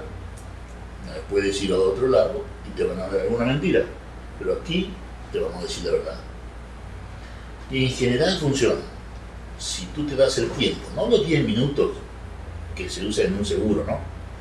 Que los médicos están constreñidos a ver 30 pacientes y tienen solamente 5 o 10 minutos por paciente. Si tú tienes el tiempo, los 45 minutos, los usas para decirle a ese paciente por qué necesita el tratamiento, que es una enfermedad genética, que es una enfermedad metabólica, que necesita el tratamiento igual que el diabético toda la vida, que él no es una excepción, el diabético también toma la medicina toda la vida, que el diabético no llora, el diabético le da gracias a Dios y al médico del que tiene la insulina, ¿no? Le da gracias a Dios y al médico. Y yo le digo al paciente esquizofrénico, y tú, igual que un diabético, te ruego que le dé gracias a Dios, ¿no? Y a la humanidad de que exista algo que alivie tu ira y que te la haga más normal. Dale gracias a Dios, no te enojes con la vida ni con Dios. Dale gracias a Dios que está el tratamiento, etc. No la cura, el tratamiento. Todo esto tiene que saberlo el esquizofrénico. Y con la persona que está para hacer disturbio, para hacerse leer, o que es un agente de una institución para ir está sueldo ahí para hacer el problema, todo eso me ha pasado. Entonces he tenido que llegar a preguntarle a la audiencia, ¿no? Ustedes deciden si quieren perder el tiempo con estas preguntas, que no son genuinas, no vienen del corazón, vienen del cerebro y no tienen nada que ver con el tema. Ustedes deciden qué hacemos con esta persona. En general le dicen, tráigase. La gente interesada, si la hay, te va a decir, no de esta persona, o que se vaya. Tú pides el apoyo de la audiencia. O, como en Caracas, que me habían dicho que en la Ateneo de Caracas había alquilado la sala B, segundo piso, 200 personas, y empezaba a las 10 de la mañana, y eran las 10 menos cuarto y no había nadie. Y yo dije, en Venezuela, era la época que yo hacía conferencias gratuitas, se llenaba la sala B de la Ateneo de Caracas, 200 personas, y personas paradas. Y yo decía, ¿cómo? A 15 minutos no había nadie. Y bajé al primer piso y llego hasta la vereda, ¿no? Y veo gente de una institución que no voy a nombrar, vestidos con sus uniformes, diciendo a los que venían, ¿usted viene a la conferencia del doctor RFG? Sí. Mire que ya se murió de cáncer, no la va a poder dar. Yo veía a estos individuos de una institución religiosa muy conocida, mundial, diciendo esto. Yo digo, caramba, que se ha degenerado esta X institución. Entonces se acerco a uno y le digo, yo quisiera hablar con él. Yo quisiera estar en la conferencia del doctor RFG. Le digo a uno de los que espantaba a la gente, ¿no? Y dice, no, se ha muerto de cáncer. Así. Digo, ¿y cómo puede ser que esté parado frente a usted? Le digo, y esa persona está parada frente a usted. Yo soy el doctor Fernando González. Yo digo, muchachos, salieron todos corriendo, ¿no? Esto en Caracas, 1981. Y yo digo, esto estaba hecho por una institución religiosa. Claro, cuando tú dices, si usted quiere religión verdadera, salga de la religión organizada, vas a tener cosas así. Pero es importante decir la verdad nos hace libres, y yo le digo a la gente que quiere lo sagrado, como lo quiero yo, con todo el fondo de mi corazón, deje la religión organizada, deje ese partidito político, manténgase en la soledad psicológica, manténgase dentro de lo desconocido. Usted no sabe nada, usted no tiene ninguna dirección, y entonces, si Dios se apiada, lo sagrado va a venir a usted. ¿Cómo? En nombre de Jesucristo vino a mí. De la misma manera va a venir a usted, porque es una ley. Si usted hace las cosas como Dios manda, y Dios manda esa soledad, estar solo frente a Dios, sin intermediario, inexorablemente la ley se cumple. Lo sagrado viene a usted. Y yo lo mandé hace poco por email, que es una frase de JK. Sí. Yo tenía una pregunta, Rubén, porque me acuerdo que una vez comentaste que David Bohm vivía constantemente intentando la perfección unitaria, pero que no se iluminó porque tenía miedo a la muerte. ¿Hay alguna diferencia? Él decía, yo no me he iluminado solamente por una sola cosa, porque tengo miedo a morir. Y me lo dijo a mí. Y lo hablamos con JK. Y le digo yo, ¿por qué no hablas? Estábamos los tres y le digo a David, tell him, dile a Krishnamurti, ¿no? Dile que tiene miedo a morir. I'm afraid of dying, dice David Bohm, tengo miedo de morir. Krishnamurti dice, for God's sake, sir. Por Dios, Señor. Y ese fue el intercambio. Cuando él le confiesa a Krishnamurti que tiene miedo a morir, Krishnamurti dice, for God's sake, sir. Como diciendo, usted no ha entendido nada. Pero era entre amigos, ¿no? Era entre gente que se quería muchísimo. Y que se podía decir las cosas con esa sinceridad, con ese espanto emocional de Krishnamurti, de que él le tuviera miedo a la muerte, que con eso se estuviera en ese escondite, el miedo a la muerte, que el mismo escondite que puede ser los escapes de la realidad, ¿no? El partido político, la religión organizada, etc. El escondite del miedo a la muerte, o la rabia al mexicano, la rabia al norteamericano, en esos escondites no llega a lo sagrado. Por eso que lo utiliza. For God's sake, sir. Por Dios mío. El miedo a cualquier cosa.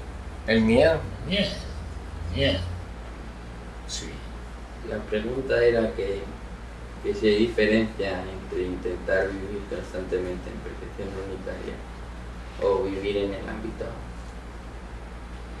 Sí, claro, lo ideal es que el cerebro funcione ABC, pero el ámbito A llega súbitamente, no se busca, llega sin esperarlo. Creo que Jesucristo decía, llega como un ladrón en la noche.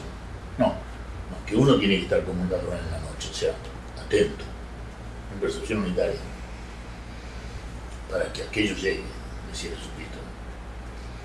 Pero yo creo que lo sagrado también llega como un ladrón en la noche, ¿no? Que inesperado, ¿no? Vos no esperás que ocurra.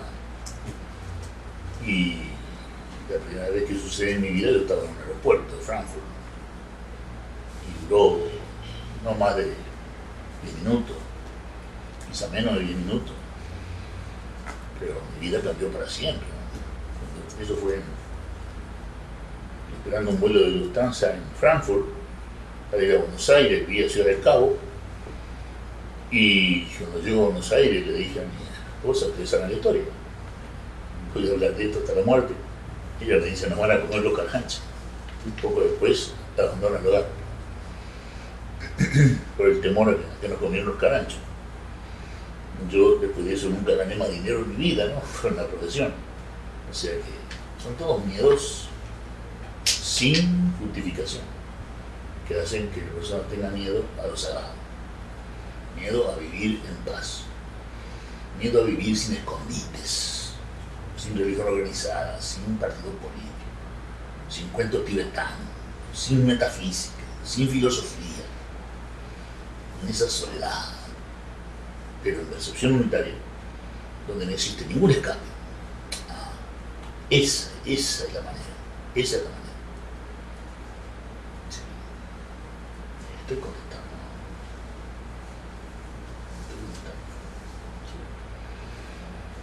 Sí, bueno, no sé si de Buenos Aires hay alguna pregunta o comentario. Estamos a unos 10 minutos del break para regresar después de 15 minutos a la segunda parte de la clase.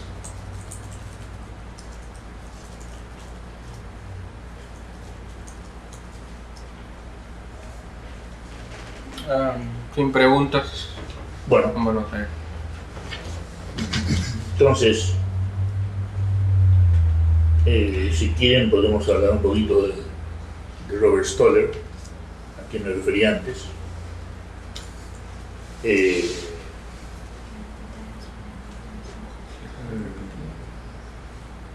De la medicina psicosomática, de la psicología transpersonal, un poquito de Skinner, de Freud, de Pavlov.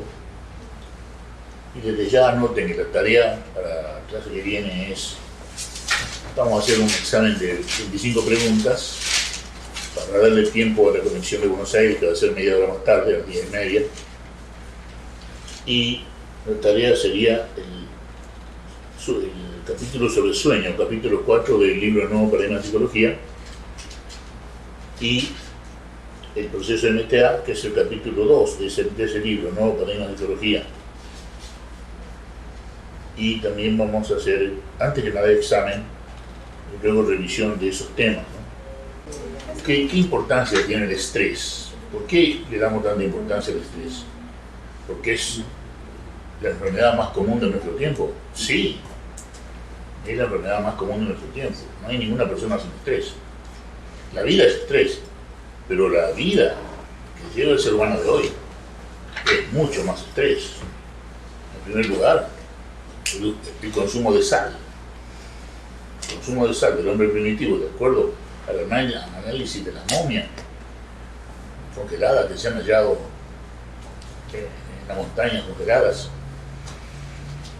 cuerpos que tienen casi 500.000 años, y se le ha hecho el análisis de sal, y no comían más que 300 miligramos de sal por día. Nosotros comemos más o menos entre 4.000 y 5.000 miligramos de sal por día, 5 gramos de sal por día, que es una cucharada sopera muy llena de sal por día. O sea que eso es un estrés para el cuerpo, el consumo de sal. Normal consumo de sal, 300 miligramos por día del hombre primitivo. Actualmente, 5.000 miligramos por día, 5 gramos. Eso solo es estrés. Pero no solamente la alimentación que puede estresar al cuerpo, que no es la alimentación primitiva, natural, sino también el estrés, ¿no? De la vida laboral, el desempleo, en fin, la guerra permanente, la miseria creciente. Todo eso es mucho estrés que la humanidad nunca ha vivido con tanto estrés. Y la palabra estrés viene de un genio canadiense que se llama Hans Selye, se escribe Selye, con Y, Selye, Hans Selye, o Selye, que saca el término estrés. ¿Y por qué es importante el término estrés? Porque por primera vez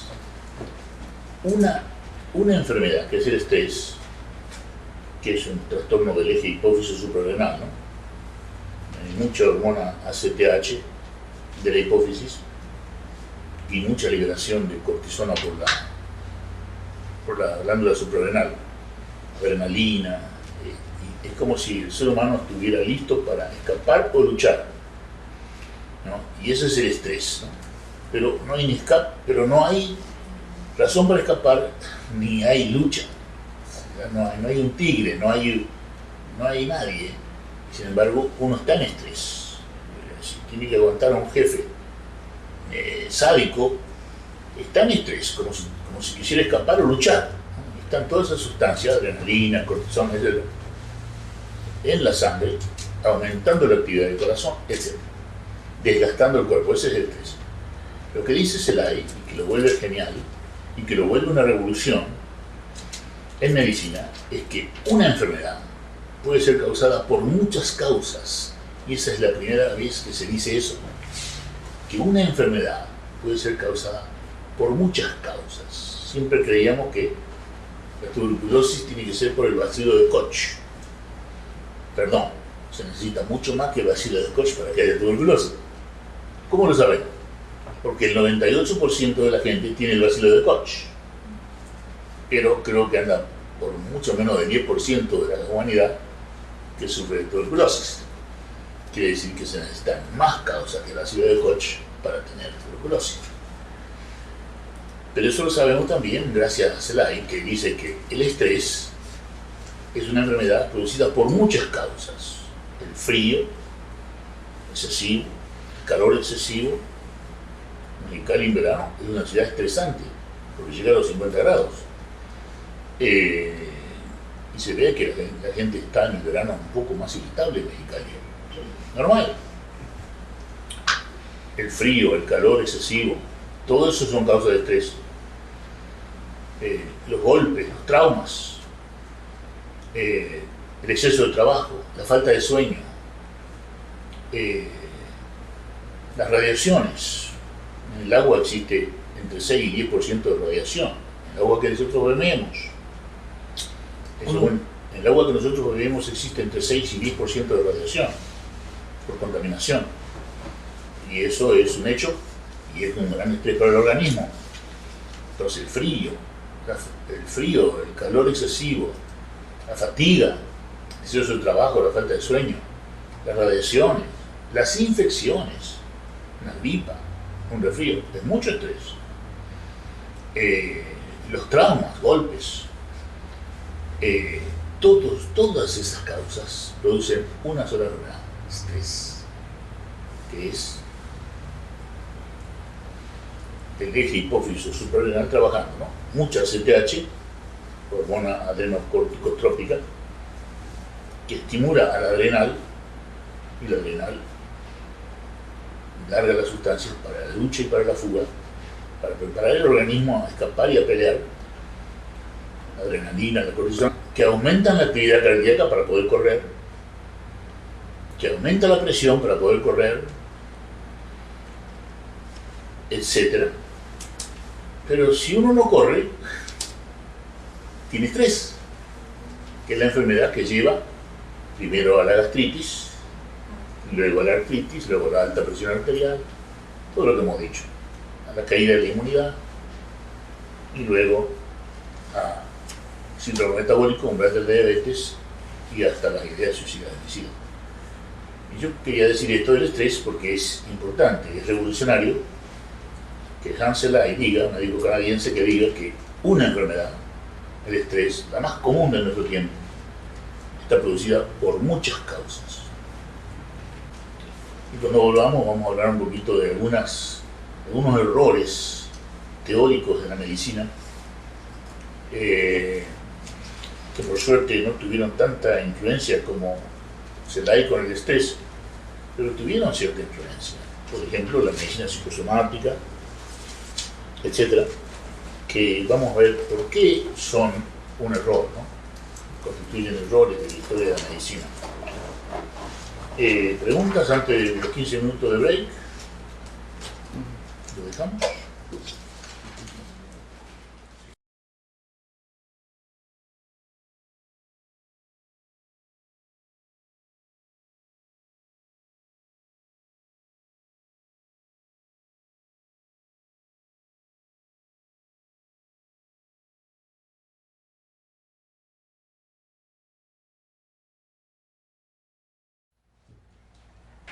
Comenzamos la segunda parte de la clase 2. Domingo 1 de agosto 2010. Bueno, medicina psicosomática, ¿no? Fue un acontecimiento muy importante por allá por el 1945-50. Aparece un libro de Flanders Dunbar con ese nombre, Medicina psicosomática, y trae una enorme esperanza en la medicina, ¿no? Y se creía que era algo tan importante como el estrés de Selay, ¿no? Una revolución de que muchas causas pueden producir una enfermedad, y la medicina psicosomática como base nos está diciendo de que si nos preocupamos mucho vamos a tener malas digestiones, etc.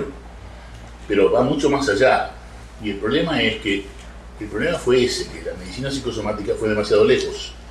Sin el sustento científico se comenzó a hablar de una manera que todavía se sigue hablando así, sin el sustento científico, de que una emoción puede producir una enfermedad. Por ejemplo, la tristeza puede producir la diabetes, por ejemplo, ¿no?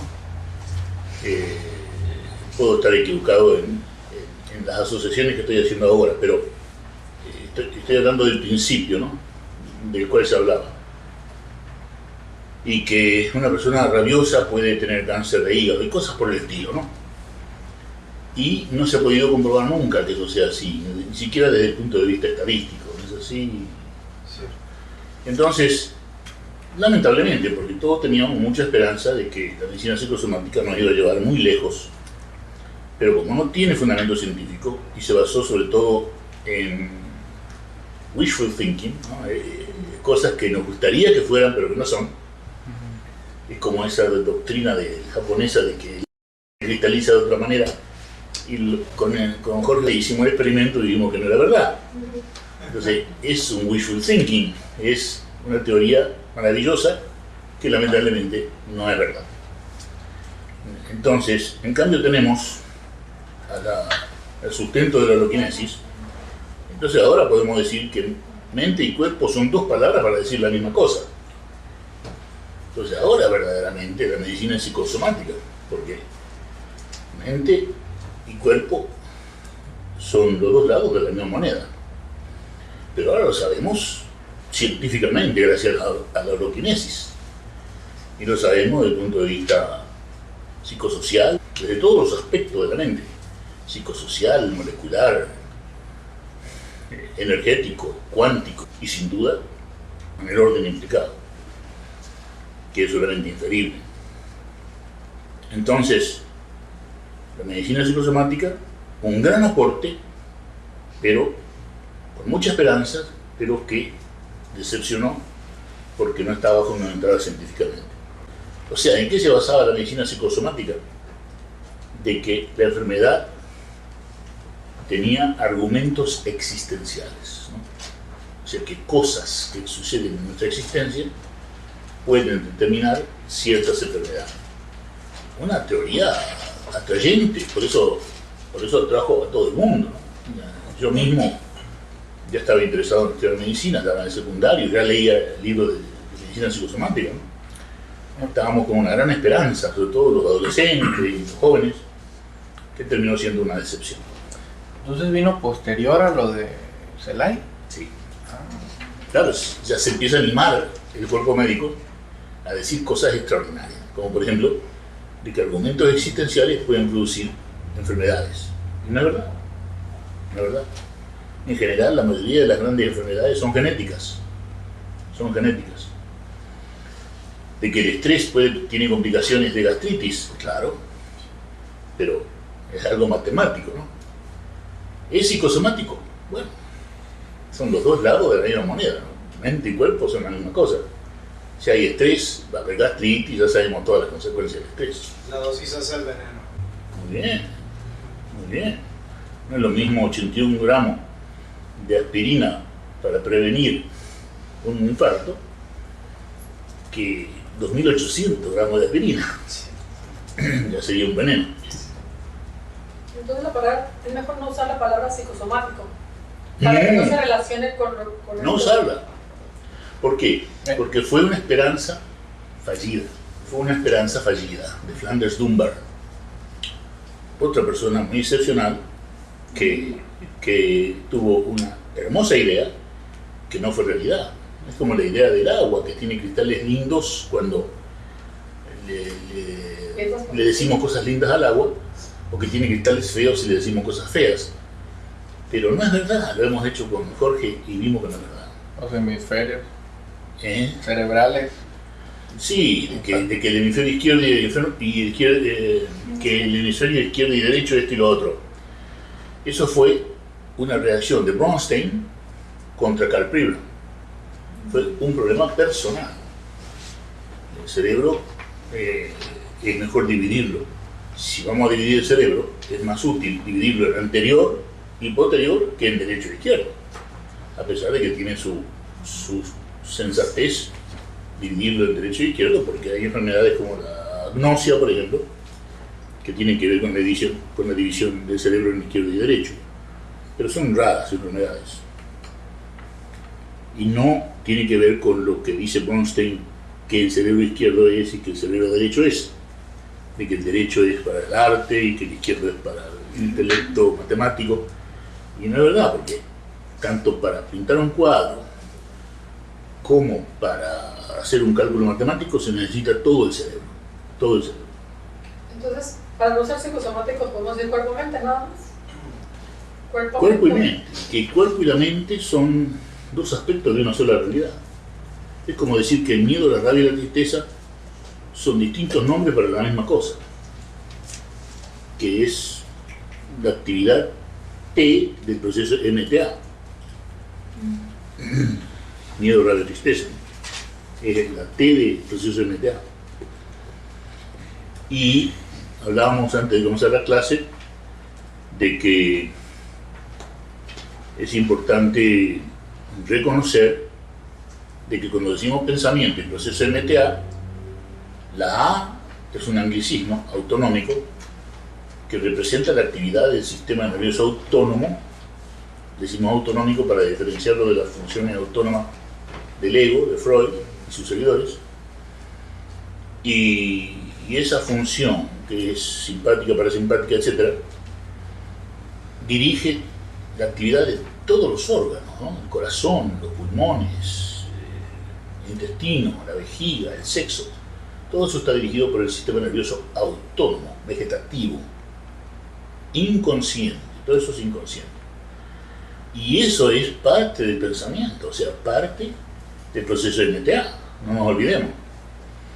Entonces, no estamos hablando de medicina psicosomática, estamos diciendo que el pensamiento es un proceso en el cual, cuando hay una memoria M, o una eidetos, idea, ideología, imagen, o una emoción, timos, miedo, rabia, tristeza, inexorablemente va a haber una A. Junto con ME y T va a haber también una A, que puede ser taquicardia, que puede ser taquipnea, que puede ser... Siempre va a haber un componente vegetativo, visceral, a la actividad de pensamiento. ¿Es esto medicina psicosomática? No. Es una visión de la mente-cuerpo desde un punto de vista muy diferente y que tiene un fundamento científico que jamás tuvo la medicina psicosomática. Esto tiene que quedar bien claro. ¿Alguna pregunta o comentario sobre esto? Entonces, el ámbito B también tiene un sustrato, o sea, para que el ámbito B tenga lugar, tiene que estar funcionando los aspectos fisiológicos del ámbito C, necesariamente. Están funcionando. Están funcionando. El corazón no para, el corazón no se detiene, en esencia, porque estemos en percepción unitaria. O sea que el aspecto A del proceso MTA, el aspecto vegetativo, autonómico, visceral, no cesa cuando estamos en percepción unitaria. ¿Por qué? Porque B abarca a C. C no abarca a B, o sea que si yo pienso en la percepción unitaria, puedo no estar en percepción unitaria. Para estar en percepción unitaria es necesario que el pensamiento sea abarcado por la percepción unitaria y no que estemos pensando en la percepción unitaria. O sea, es muy diferente pensar en escuchar que escuchar. Muy diferente pensar en sentir el peso que sentir el peso. Muy diferente.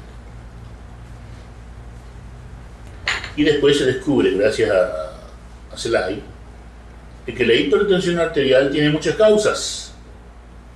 Muchas.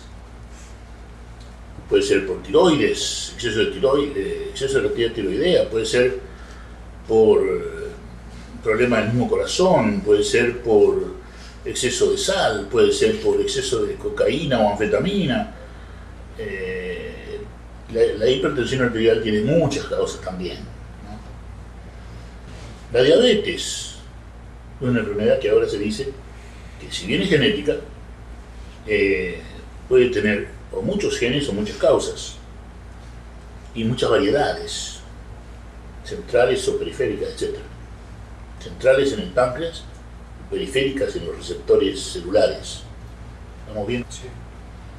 Y entonces, la tirotoxicosis, que es la enfermedad tiroidea, muchas causas, muchas causas. Entonces, todo esto está en contra de la medicina psicosomática, que adjudicaba a,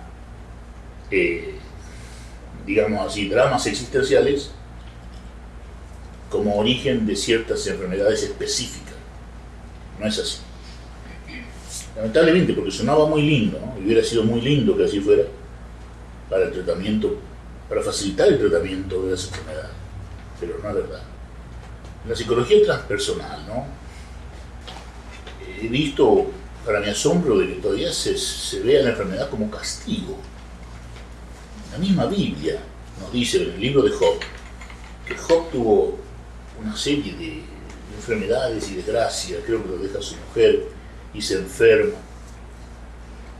Entonces, me asombra que en la psicología transpersonal se vea a la enfermedad como un castigo por errores que uno comete. Es curioso ver que hay gente que se la pasa fumando toda su vida y vive 102 años. Por ejemplo, George Burns. ¿Quién era George Burns? Un actor cómico. Se pasó su vida haciendo reír a la gente y riéndose él. Vivió 102 años. 102 años. Ahora, quiere decir que yo soy un enemigo del tabaco como hábito, como uso, ¿no? Para fumar, es algo absurdo. Pero qué curioso que este hombre, que fumó toda su vida, viva 102 años.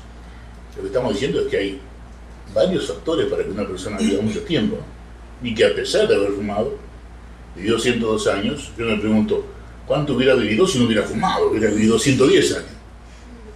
Se acaba de morir una señora en Inglaterra de 140 años, que también se pasó la vida de una manera muy liviana y dicen que era una persona muy liviana.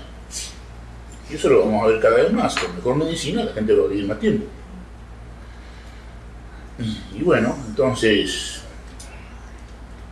la enfermedad no es un castigo. Está en la Biblia, en el libro de Job, está cuando Jesús cura a la muchacha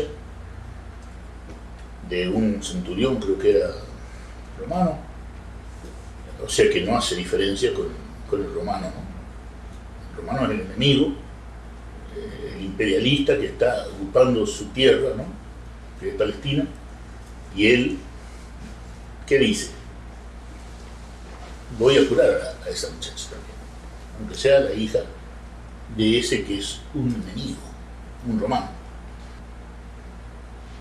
Bueno, no se olviden leer el capítulo 4 del Nuevo Paradigma de Psicología sobre el sueño, que es, yo creo que una de las cosas más fascinantes que yo he escrito, y el capítulo 2 sobre el proceso MTA, para poder hacer preguntas en próxima clase. Y el sueño, yo tuve la suerte de estar en San Francisco con William Deming y en San Diego con Laverne Johnson, que son los dos más grandes investigadores del sueño de los Estados Unidos, quienes decían que es necesario dormir entre 8 y 9 horas por día. Anoche yo estaba corrigiendo tareas del DPI, que eran como las 11 de la noche, y recibo, por el momento que estoy por cerrar el laptop, recibo un email de Noé que me manda un artículo de La Jornada. Gran descubrimiento del sueño. Basta dormir 5 horas o 7 horas. Entonces yo le mando a todo el mundo eso, lo van a recibir. Le mando a todo el mundo ese mismo email con el título: los esclavistas pagan las investigaciones. Entre comillas. Las investigaciones entre comillas. Porque por supuesto que a los esclavistas les conviene que se diga que hay que dormir menos de 9 horas. Pero lo que sé por William Dent, un genio en la investigación del sueño, y por la Baron Johnson en San Diego, y por haber estado con ellos, sé que es mucho mejor dormir de 8 o 9 horas que dormir menos. Es cierto que dormir más no conviene, pero dormir no va a matar a nadie dormir más, pero lo que sí que se desfasa la vida de la persona si duerme más de 9 horas, ¿no? Ya se desfasa de la vida familiar y no conviene para nada.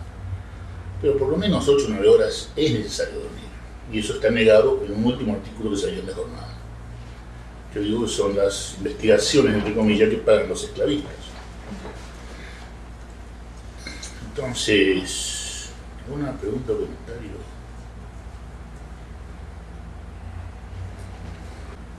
Entonces, una vez yo escribí esto, ¿no? La percepción unitaria es la puerta estrecha al paraíso. No es una puerta estrecha, es la puerta estrecha al paraíso. Terrenal. La percepción unitaria nos da esa paz y esa energía que se vive como el paraíso. La llave de Pedro que hablamos en la clase anterior. Y por eso se llama la puerta estrecha. ¿Por qué la puerta estrecha? Porque era una frase de Jesús, ¿no? Estrecho es el camino que conduce a Dios, ¿no? Y amplio es el camino que conduce a la perdición. Entonces elegí esa frase de Jesús, se la robé, para decir que la percepción unitaria es la puerta estrecha porque nos trae las mayores bendiciones. Yo sé porque lo he vivido, y ustedes, si no lo han vivido, lo van a saber también si son serios en la percepción unitaria. Y no estoy diciendo nada que sea para unos pocos, estoy diciendo que esto es para cualquiera que lo tome en serio. Y es la puerta estrecha, sí señor, porque tiene un carácter sagrado, sin duda que lo tiene. Y el experto que trabaja por cambios políticos, educativos, sociales y económicos sin percepción unitaria, solo crea más dolor y más división sobre la tierra. Por más que sea el más bien intencionado. El más bien intencionado. No sale de la legislación. Es lo máximo que puede hacer. No deja de ser un producto del cerebro humano. Y por lo tanto fragmentario. Y entonces, ¿pero la percepción unitaria es un producto del cerebro humano? No. ¿Por qué no? Es una función, pero no es un producto del pensamiento, perdón. Eso es lo que quise decir. Es una función cerebral, pero no es un producto del pensamiento. ¿Por qué no es un producto del pensamiento? Porque escuchar no es un producto del pensamiento. ¿Lo es? ¿Sentir el peso es un producto del pensamiento? No. ¿Ver todo el campo visual es un producto del pensamiento? No. Y si hacemos esas tres cosas al mismo tiempo, luz, gravitación, sonido, al mismo tiempo, paz. ¿Es esa paz un producto del pensamiento del pacifista? No. Es la paz verdadera, no imaginaria. No viene de la imaginación del pacifista. No viene de la imaginación del fascista o del comunista o del PRI o del PAN, ¿me comprenden? Pasar de C a B. ¿Y el énfasis dónde está? ¿Está en la respiración? No, está en la energía. Percibir toda la energía del cosmos al mismo tiempo. Gravitación, luz, sonido. La palabra realidad, que le da mucho trabajo a los filósofos. En psicología loquinética decimos que hay dos maneras de interpretar la palabra realidad. Una, la realidad que imagina el pensamiento, el unicornio, y la realidad que no imagina el pensamiento, o este teléfono, o este papel. Entonces, la realidad no imaginaria y la realidad imaginaria. Esa es la manera de ver la realidad desde el punto de vista de la psicología loginética. El unicornio es una realidad imaginaria, ¿no es cierto? No es una realidad no imaginaria. ¿Y el yo será una realidad imaginaria o una realidad no imaginaria? Por supuesto que una realidad imaginaria, producto del pensamiento, un racimo de atributos que tiene el yo para darle continuidad a la memoria. Tiene una función que la memoria ha creado por razones necesarias. Y, o sea, en el ámbito B, en percepción unitaria, estamos en contacto con la realidad de estos lentes, no imaginaria, de este teléfono, de esta clase. No estamos en contacto con la realidad del unicornio, ni con la realidad del yo. Por eso decimos que en la percepción unitaria no está el yo, porque el yo es una realidad imaginaria, simple como el agua. Entonces, en inglés, David Bohm se solazaba cuando decía esto: think, cosa; thought, pensamiento. Ahora decía él, vamos a hacer un experimento del pensamiento como hacía Einstein, ¿no? Digamos que think es un verbo, cosa sería cosando, ¿no? Y que thought es el participio de ese verbo. Think, cosando; thought, cosado, ¿no? O sea que el thought es el participio de la realidad. En fin, es una manera idiomática de presentar esto, que en inglés es mucho más fácil. Pero es simplemente esto que decimos, ¿no? Que Superman es de la vida imaginaria y la vida verdadera es el ser humano. Y decimos que la percepción unitaria no se logra, no se maneja, no se controla. ¿Por qué no? Porque lograr manejar y controlar la percepción unitaria es imaginario, no es posible. Y ver al pensamiento en percepción unitaria, ¿qué es? Bueno, aquí está Alba, espero que nos esté escuchando. Alba tenía miedo a volar. Nos está escuchando. Es desde la casa de ella que está la clase de Buenos Aires. Y Alba tenía miedo a volar. Y un día voy a Buenos Aires y me dice Rubén que perdí el miedo a volar. ¿Cómo? Y por supuesto con la percepción unitaria. O sea, que ver el pensamiento en percepción unitaria nos libera de los productos del pensamiento: miedo, rabia y tristeza. Por ejemplo, Alba, que espero no esté escuchando, perdió el miedo a volar. Yo creo que Blanca y Karina, y que han venido a las reuniones de los sábados y que conocen a Crispina Gutiérrez, maestra. ¿Qué nos dice Crispina Gutiérrez? Toda mi carrera como maestra cambió con la percepción unitaria.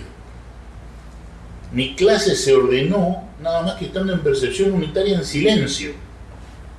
Cuando vi que se desastró la clase, hice silencio mientras escuchaba y sentía el peso y veía el desastre, y esa actitud, mejor dicho, esa percepción unitaria, puso en silencio a los chicos y en orden en pocos segundos. Bueno, entonces hemos visto, por supuesto, muchas cosas hoy. Yo espero que no sean demasiadas. No han sido demasiadas, ¿no? Son cosas que son necesarias para entender bien la percepción unitaria, porque hay que profundizar en la percepción unitaria mucho. Yo en Dublín dije En el taller de Dublín dije que la percepción unitaria era como sintonizar FM. Si tú quieres escuchar FM 100, la estación de FM 100, no puede ser ni 101 ni 99, porque el sonido no sale bien en 99 y tampoco en 101. Tiene que ser 100, FM 100. Si quieres escuchar FM 100, busca FM 100. Bueno, la percepción unitaria es así. Tiene muchas sutilezas que hacen que pueda ser, en vez de ser 100, 99 o 101. Lo que queremos con un diplomado como este es que quede bien claro cuáles son los 99 y los 101 para que tengamos una clara concepción de lo que es la percepción unitaria, y cuanto más claro sea ese entendimiento, más fácil va a ser entrar en la percepción unitaria, y más bella y más pacífica y más en comunión va a ser la vida de uno, y más energética, más regenerativa. Yo me pregunto, Cecilia tuvo 2 cánceres y está viva, gracias a Dios. Yo me pregunto, ¿y será también un poco por la percepción unitaria? ¿Y será que Enrique Rodríguez, también de Mexicali, nombro gente que podemos ver y tocar, se curó de su cáncer por la percepción unitaria? Está acá en Mexicali. Su testimonio está en internet, en el sitio percepcionunitaria.org. ¿Cuántos ejemplos más hay? Yo me curé de la artritis, porque yo me tomé la medicina de una manera compulsiva. Como pediatra yo no dormía. Yo trabajaba en una ciudad de 1000 almas en Argentina, que se llama Villada, en la provincia de Santa Fe, y yo no dormía ni a veces ni comía, o comía muy tarde, comía a medianoche, ¿no? Claro que no voy a decir que comía mal, porque comía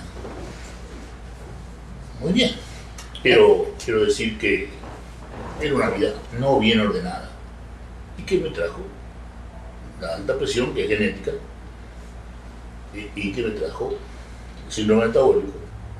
Es muy importante cuidar todo eso, ¿no? Y yo creo que esa falta de sueño de tanto tiempo trajo ese enorme estrés y las consecuencias que estoy pagando. Bueno, entonces, ¿alguna pregunta o comentario? La hipertensión arterial es genética, ¿no? ¿Percepción? No, perdón, la hipertensión arterial. Es genética, es genética. Si bien es cierto de que hay sustancias que aumentan la presión arterial, por ejemplo la cocaína, la anfetamina, el café un poquitito, el té un poquitín, pero ¿qué pasa con el café y el té? Que son diuréticos. Entonces, levantan la presión arterial un punto y después, como son diuréticos, bajan 2 puntos, así que son buenos para la presión arterial el café y el té, en última instancia. Por más que es cierto que levanta la presión arterial un poquito. Y de por vida hay que tomar entonces. Sí, Es que una vez diagnosticada la hipertensión es como la diabetes. Sí. Yo me doy cuenta que si yo estoy, por ejemplo, que lo hago, ¿no? Tomar, sí, 2 horas en completa quietud, ¿no? Y llego al segundo silencio de la percepción unitaria, que ya lo vamos a ver, que es la más profunda percepción unitaria, y estoy quieto, estoy enamorado de la quietud, ya lo dije, ¿no? Quizás sea para mi mal físico, pero es un amor que tengo por la quietud. Y si estoy en esa quietud, en percepción unitaria, me tomo la presión arterial 120 sobre 65 o 70 de libro, o sea, una presión normal. Es de libro de medicina. 120, presión normal, 120 sobre 75. Mi presión cuando yo me paso 2 horas de percepción unitaria. O sea que también depende de las cosas que hacemos. Y yo creo que la percepción unitaria, aún para una persona como yo, que tiene alta presión arterial, es buena. Bueno, cuando dices me paso 2 horas en percepción unitaria, yo creo que habría que corregir eso. Cuando ya terminé con el DPI, cuando ya terminé con los emails, cuando terminé de hacer todo lo que tengo que hacer, ¿Puedes repetir para ello? Que si puedes repetir para Buenos Aires lo que dijo Ceci. ¿Qué? No, más que como mencionaste que cuando me paso 2 horas en percepción unitaria, la percepción unitaria es una manera de vivir, generalmente, corrigiendo a lo mejor lo que se puede... No, claro, no es una técnica de 2 horas, no. La percepción unitaria es una manera de vivir. Y uno puede estar haciendo las cosas que hace en percepción unitaria. Lo que quiero decir es que cuando hay completa tranquilidad, cuando te has despojado de toda dirección, ¿no? Tengo que terminar esto, tengo que hacer lo otro, y estás en la percepción unitaria en la cual hay que vivir, porque es lo normal simplemente, no porque sea obligación, entonces se mejora la hipertensión arterial que uno tiene por gene, se mejora. Sí, y la artritis que yo sufría, que Cecilia está de testigo, me veía en el suelo 15 días sin poder moverme, en el suelo porque era el único lugar donde no me dolía tanto la cintura, porque la cama misma me producía dolor. Entonces, ya con Cecilia, ella vio la última parte de la artritis. Un día le digo, ¿cuánto hace que no estoy en el suelo tirado? Me dijo, 3 años, o sea que uno no se da cuenta cuando está bien, uno se da cuenta solamente cuando está mal. Y quiere decir que hasta hoy no me ha vuelto eso, ¿no? Y eso que tengo 2 costillas rotas y con secuelas de ese problema, y no puedo dormir en cama, etc. No me ha regresado la artritis. Y hay razones para que me regrese la artritis y no me ha regresado. Quiere decir que se puede curar una complicación del estrés con percepción unitaria. Ejemplo Rubén, ejemplo Enrique Rodríguez, etc. Hay muchos otros ejemplos. Me pregunto si Cecilia, liberada de 2 cánceres, tiene que ver la percepción unitaria. No, me lo pregunto. No es una aseveración, me lo pregunto. Y el hecho de llevar una vida sencilla, ¿no? Yo creo que religiosa, en el sentido original de la palabra, en el sentido crístico con K. Llevar una vida religiosa sencilla contribuye o no a la curación. Pienso que sí, o quiero creer que sí.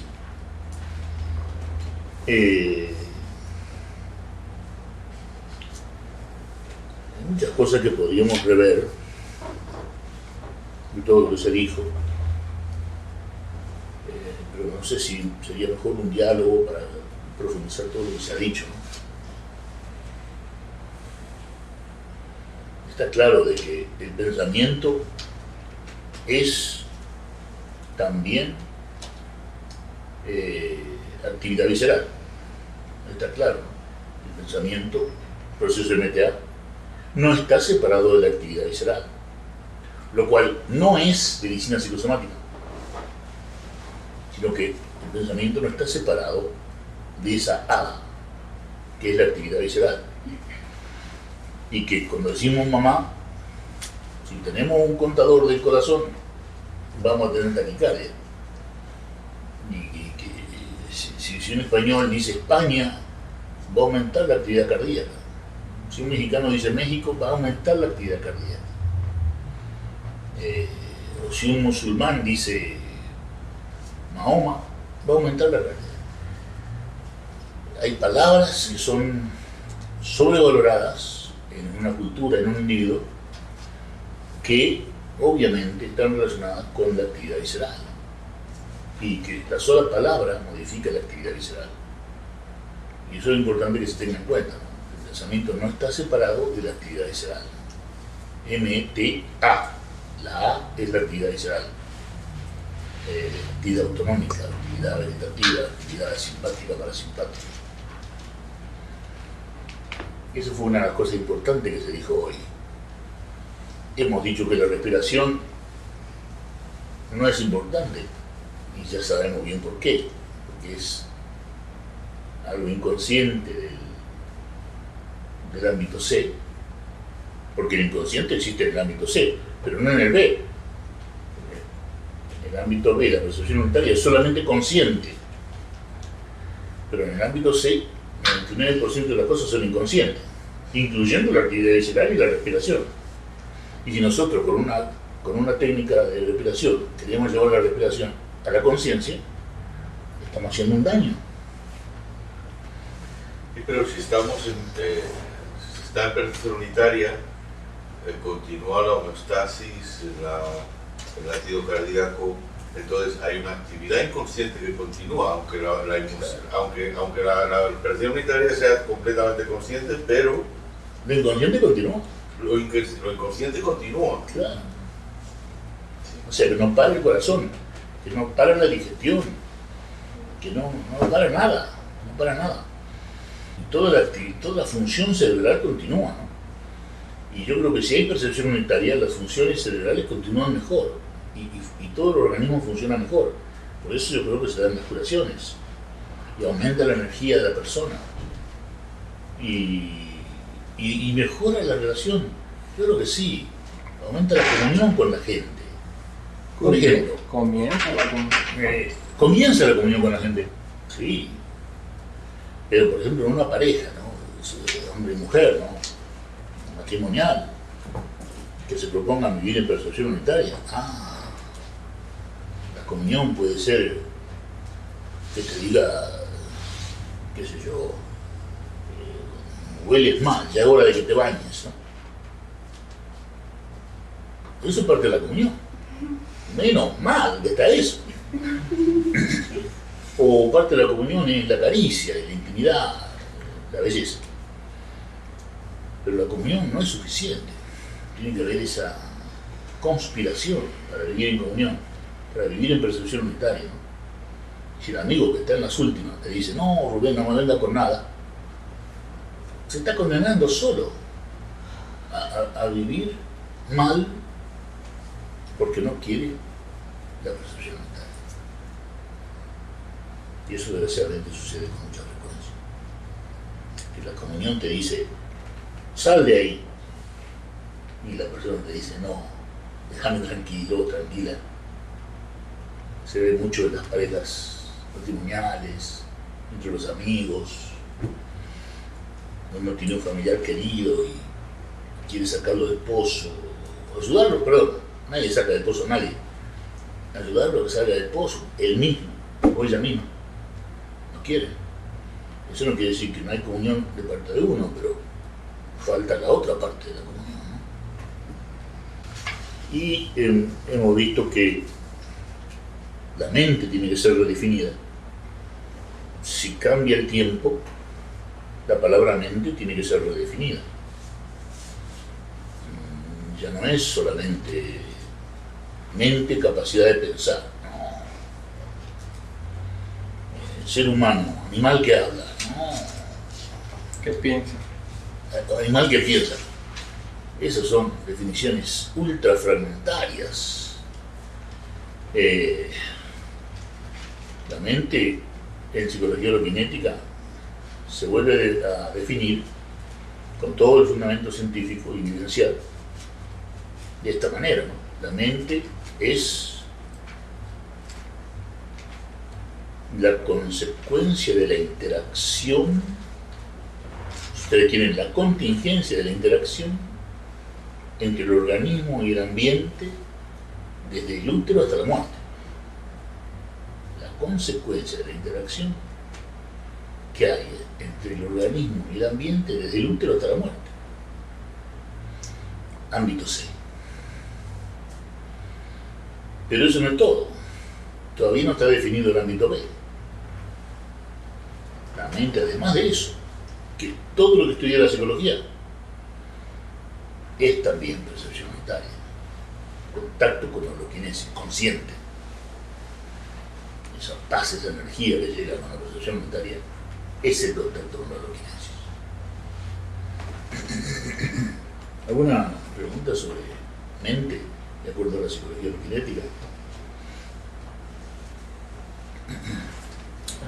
En otra decías el reflejo. La organización básica del universo. Sí, el reflejo de la organización básica del universo. Claro, la holoquinesis. Sí, eso es de la mente. Claro, el reflejo de la holoquinesis. Sí, claro. ¿Recuerdes Hay una diferencia entre mente humana y mente a secas.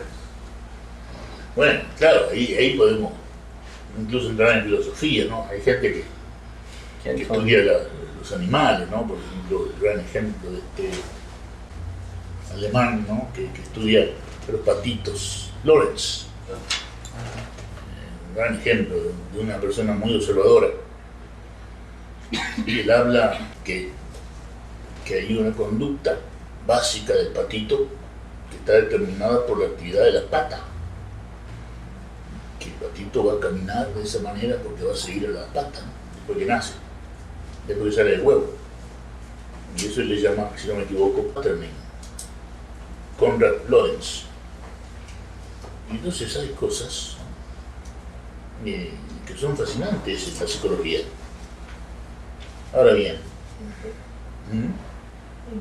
que el patito se va a comportar de cierta manera desde muy temprano gracias a la pata, que camina de cierta manera y se conduce de cierta manera. Entonces eso es, digamos, es parte de un conductismo muy consensual, o sea, que puede ser visto por todos. Pero diferencia entre mente y mente... Mente humana y mente a secas. Y mente a secas. Diferencia entre mente humana y mente a secas. Bueno, Konrad Lorenz, si se quiere, nos está hablando de la mente del patito. Y la pregunta es, ¿también se da eso en la mente humana? ¿No? Una pregunta sin contestar. Pero está contestado en psicología loquinética si nosotros sabemos que el pensamiento es hipnosis. Y en el ser humano, el pensamiento, sea cual sea, es hipnosis. Ya dijimos que hay una buena hipnosis en los 10 mandamientos, ¿no? Reglas de conducta para que la civilización se mueva sin conflicto, ¿no? Y que la gente viva un poco más feliz, sin tantos problemas personales, interpersonales, nacionales, internacionales, etc. Ahora bien, bastaría con no robar y no matar para que no hubiera guerras, ¿no? Con 2 de los 10 mandamientos sería suficiente. No necesitaríamos ni siquiera 10 mandamientos, bastaría con no robar y no matar. Pero esa podemos decir que es una buena hipnosis.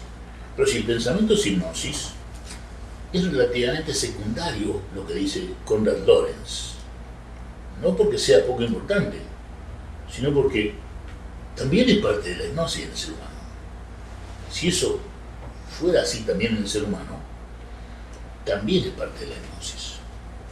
Por eso el hecho de que ya sabemos, gracias a Bernheim, amigo de Freud, que el pensamiento es hipnosis, y él lo demuestra. Y yo puedo decir, soy esto, soy lo otro, pero tengo que reconocer que lo soy por hipnosis, ¿no? Soy argentino, soy español. Y así nos han hipnotizado. A ti en España no te van a hipnotizar de que eres argentino. Ni loco. Y a mí en Argentina no me van a hipnotizar de que soy español. Y entonces yo digo, soy argentino. Y encima me siento orgulloso de serlo.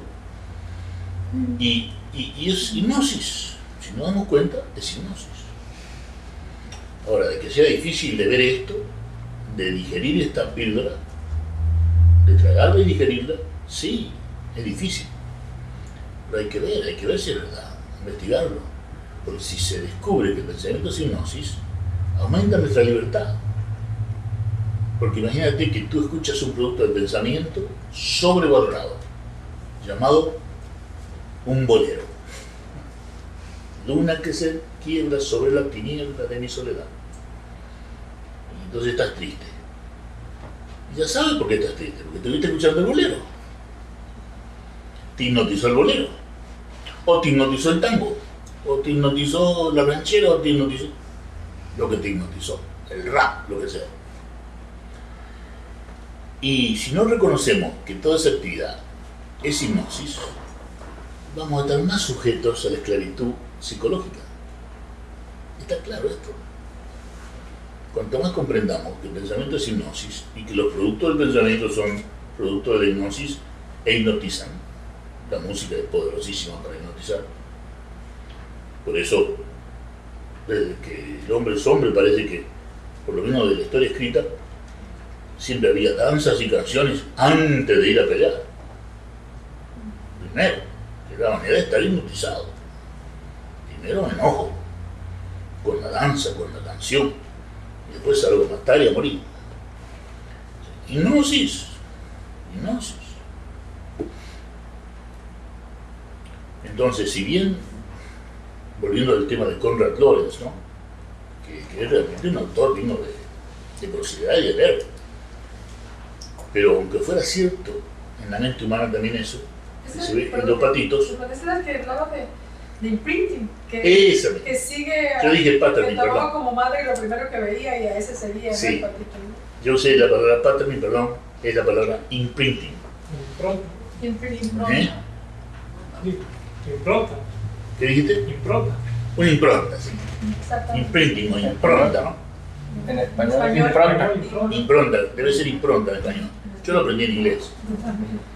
Entonces, bueno, pero él usó la palabra imprinting, que es lo primero que ocurre como hipnosis en el patito. Vamos a decirlo de acuerdo a la psicología neuroquinética. Y en nosotros ocurrirá, no sabemos, ¿no? Es la pregunta de Ignacio. La mente es siempre mente, o es el patito una y en el ser humano otra. Bueno, aunque fueran lo mismo, nosotros sabemos algo de gran valor. El pensamiento es hipnosis. Y si la impronta o el imprinting existe en el ser humano, cosa muy controversial, porque puede ser que no exista en el ser humano. Yo tengo la tendencia a creer que no existe, gracias a Dios, en el ser humano. Pero hay otros hipnosis en el ser humano. Qué sé yo, el día que nace ya te pusieron un nombre, Rubén, ¿no? Y resulta que Rubén no es Rubén, lo miran bien y resulta que tiene un clítoris grande y una vagina, que es hermafrodita. Entonces debe llamarle Rubena. Hay problemas de todas clases con el nombre, con nuestra identidad. Problemas de todas clases. Después está la homosexualidad, que es una cosa genética, etc. O sea, sí, yo me llamo Ernesto, pero quisiera ser Ernestina, qué sé yo. Son cosas de la vida cotidiana. La identidad solamente, que es lo primero. El primer día ya te ponen tu nombre. Ya tienes una identidad legal. Controversial en muchos casos. Desde el punto de vista legal, desde el punto de vista genético, etc. Y después de eso, te inyectan la misa y qué sé yo, el puja en la India, o lo que sea que hacen en los maometanos. Otra inyección de hipnosis, la creencia. Y después, San Pablo dice, más importante que creer es despertar. Nuevo Testamento cristiano, ¿eh? No es de Rubén esto, ¿eh? Esto es el Nuevo Testamento cristiano. Creo que es Romanos 13. Romanos capítulo 13. Más importante que creer es despertar. 2000 años hace que fue dicho esto. Por un cristiano. Y no lo vayas a decir esto en una iglesia organizada porque te queman.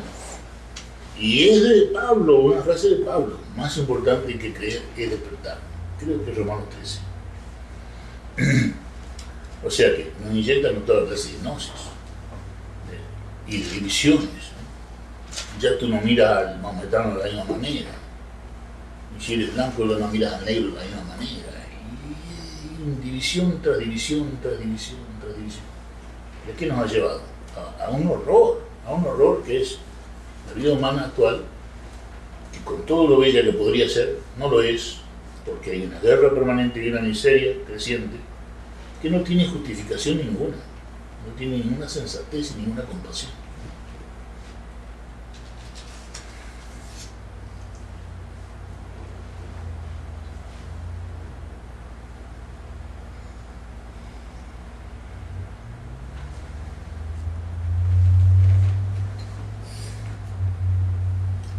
Después hemos visto que la depresión, yo creo que es muy obvio de que es un hecho. no es una teoría de Rubén, es una cosa que existe y que la vamos a ver cada día. La vemos cuando llamamos al señor Piñuela, nuestro carpintero, que si viene 2 horas tarde y a veces ni siquiera viene. Hay una pregunta sobre metadepresión allá en Buenos Aires. Sí. Acá. ¿Cuál es la pregunta que tienen? Hola Rubén, soy Graciela.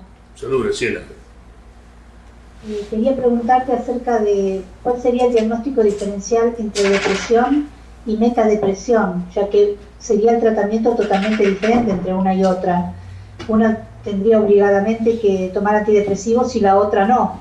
Ah, exactamente. Tienen síntomas parecidos.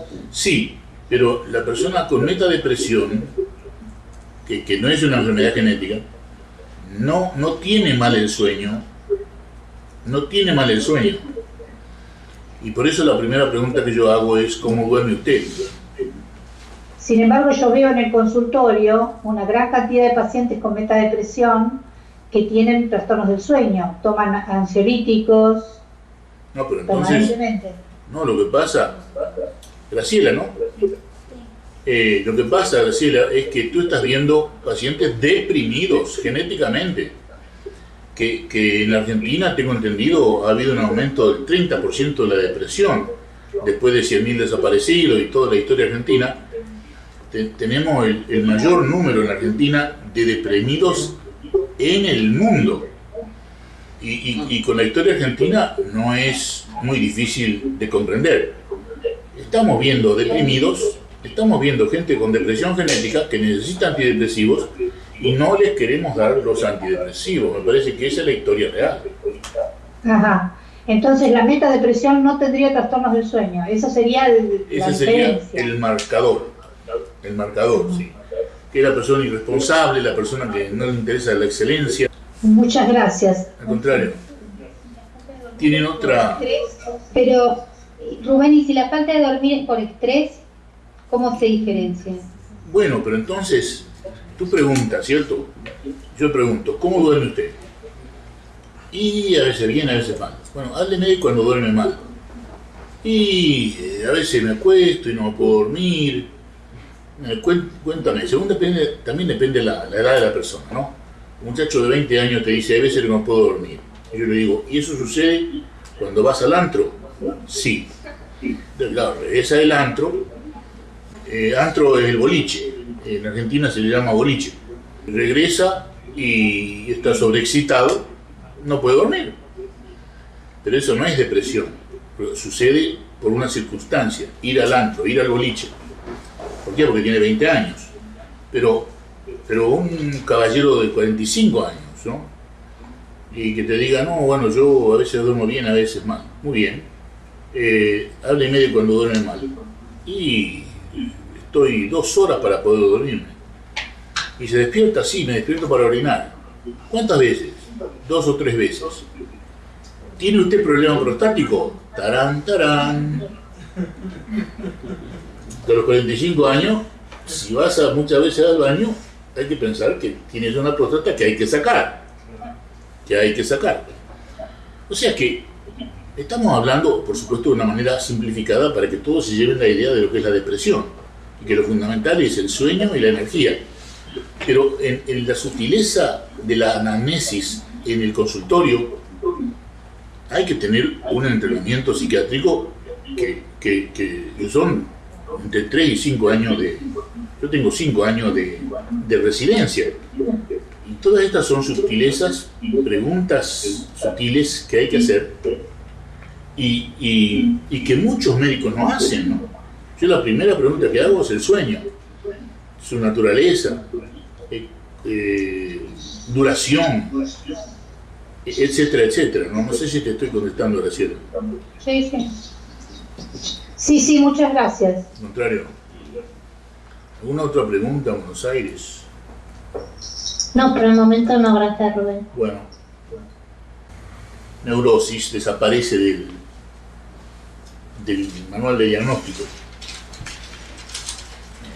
Los psicoanalistas están sangrando en el corazón porque la palabra neurosis es fundamental en el psicoanálisis. Y hay una psicoanalista muy interesante, que ya me voy a acordar cómo se llama, que era amiga de Erich Fromm. Mahler. Margaret Mahler, bueno, muy importante, sí, muy importante, pero no era Mahler. Una psicoanalista muy importante que dijo que la neurosis era el planeamiento de la acción. Qué afinidad que hay con la psicología holokinética, ¿no? ¿Eh? Karen Horney, esa fue. De que la neurosis es el planeamiento de la acción. Bellísimo, Karen Horney, amiga de Erich Fromm. Estuvo en una conferencia con Krishnamurti y terminó diciendo: la neurosis es el planeamiento de la acción. Bellísimo. Y esa palabra desaparece del diagnóstico actual. ¿Por qué? Para que no sea teórico. Pero es una pérdida. Sociópata posiblemente también sea una pérdida, porque el trastorno de personalidad podrá tener un componente genético, pero también tiene un alto componente social. El asesino seriado tiene una infancia sin amor, comprobado. El pervertido o parafílico tiene una infancia sin amor. Dije que iba a dar un ejemplo de Robert Stoller, no sé si les interesa. Y entramos en eso ya mismo, ¿no? Parafilia quiere decir algo que está al lado del amor, ¿no? La perversión, por ejemplo, ¿qué perversión puede ser? A ver, ayúdenme. Por ejemplo, el travestismo, ¿no? Robert Stoller presenta un caso en la Universidad de Los Ángeles, California de Los Ángeles, UCLA. El caso es el siguiente, voy a tratar de resumirlo. El niño, Robert Stoller presenta la foto de un niño en su quinto cumpleaños, vestido de niña. ¿Por qué está vestido de niña? Porque va a venir papá de visita con su regalo de cumpleaños. Y mamá sabe que papá es coach, entrenador de un equipo de béisbol en Estados Unidos. Un machista. Entonces mamá, ¿cómo castiga a papá? Ven al cumpleaños de tu hijo. Y el papá llega, se le paran los pelos de punta. El papá llega y se encuentra a su hijo de 5 años, cumpliendo años. Yo creo que se le paran los pelos de punta a cualquiera que escucha esto. Pero Robert Stoller mostrando la foto del niño, vestido de niña. No está la foto del papá cuando llega y ve a su hijo vestido de niña. Y simplemente, después de un momento de estupor, se va.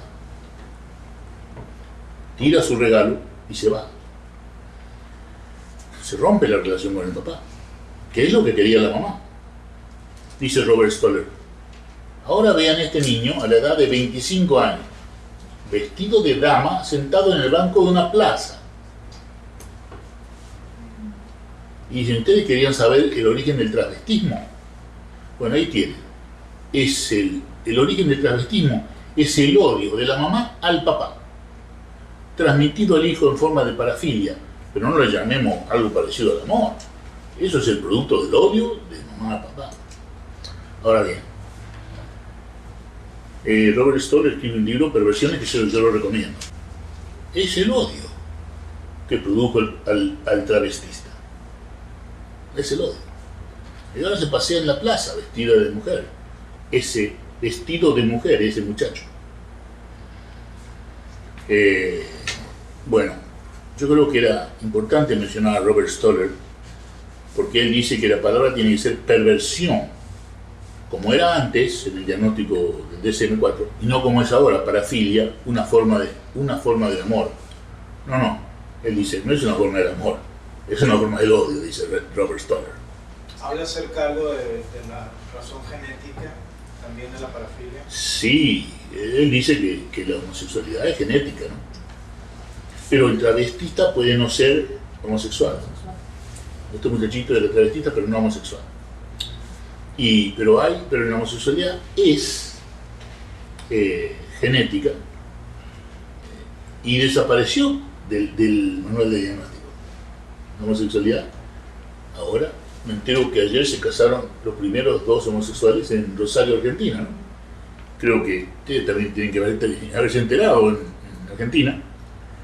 Me entero que se casa los 2 primeros homosexuales de Rosario con toda la pompa, y vienen los ministros y todo, ¿no? O sea que es un acto político. Y hubo políticos en la boda y todo. Quiere decir que la homosexualidad dejó de ser una enfermedad del DSM, dejó de ser un diagnóstico. ¿Por qué? Por un movimiento político de los homosexuales. Pero no quiere decir que no sea un problema genético. Eso es lo que dice Robert Storer. Por supuesto que hay que hacer la diferencia entre homosexualidad, travestismo, transexualismo, que el muchacho que te dice, ya lo he mencionado, perdónenme lo que me han escuchado, ese muchachito de 13 años que yo veo en el cárcel de menores, lo veo en la cárcel de menores a los 13 años de edad, recién llegado de San Francisco, donde su novio de 45 años lo tenía medio digamos, encerrado a voluntad, y yo lo veo en la cárcel de menores de, si no me equivoco, del centro, y lo primero que me dice es I am a girl, yo soy una niña, y yo, haciéndome el filosófico, le digo, no haciéndome el psicólogo o el psiquiatra, sino haciéndome el filósofo, que es un grave error. Le digo, lo que yo veo es que tú eres un varón, yo estoy viendo un varón. Y se enojó muchísimo conmigo y me dijo, usted no acepta lo que yo le estoy diciendo, yo soy una niña. Y el hecho de que usted no acepte que yo sea una niña impide que yo tenga una relación con usted y no quiero verlo nunca más. Me costó mucho reanudar la relación terapéutica, porque él creía que tenía a una mujer dentro, que él era una mujer con cuerpo de hombre. Eso se llama transexualismo. Y el muchacho que te dice yo soy una mujer, o la mujer que te dice yo soy un muchacho. Transexualismo. Todas estas cosas tienen que ser, por supuesto, diferenciadas, ¿no?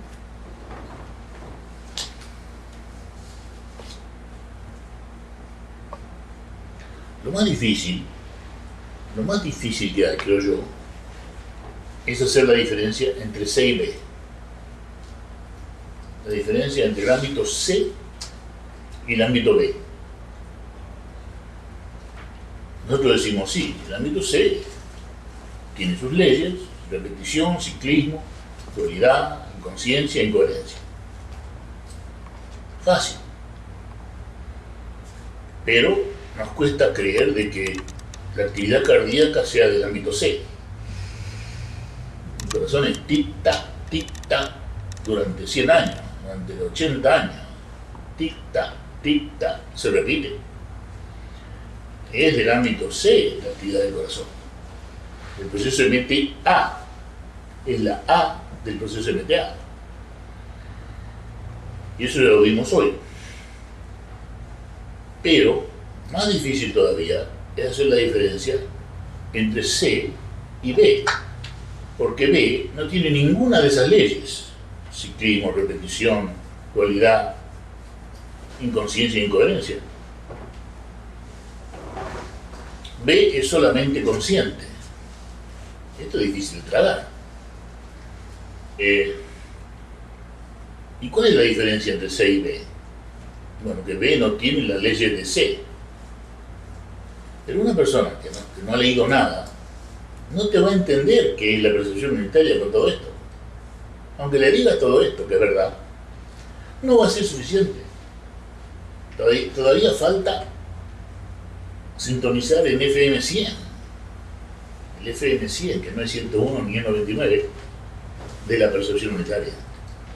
Todavía falta definir la percepción unitaria, percibir todo lo perceptible al mismo tiempo, sin esfuerzo, sin expectativa. Y si se te mete el pensamiento, ver al pensamiento junto con el sonido, al mismo tiempo que el sonido, como si el pensamiento fuera otro sonido. Ahí se amplió un poco la definición, se puede ampliar un poco el entendimiento. Pero yo me he sorprendido bajo la ducha, jabonándome y diciendo, estoy escuchando la ducha sobre mi cabeza. Y me di cuenta que yo no estaba escuchando la ducha sobre mi cabeza. Yo me estaba enjabonando mientras pensaba en escuchar la ducha sobre mi cabeza. ¿Me comprenden? Para mí fue un insight, para mí fue una sorpresa esa, de que yo me estaba creyendo que estaba en percepción unitaria y estaba simplemente pensando en escuchar la ducha sobre mi cabeza. No estaba escuchando la ducha. Cuando escucho la ducha, entonces viene la paz. Pero mientras pensaba en escuchar la ducha, eso era puro ámbito C.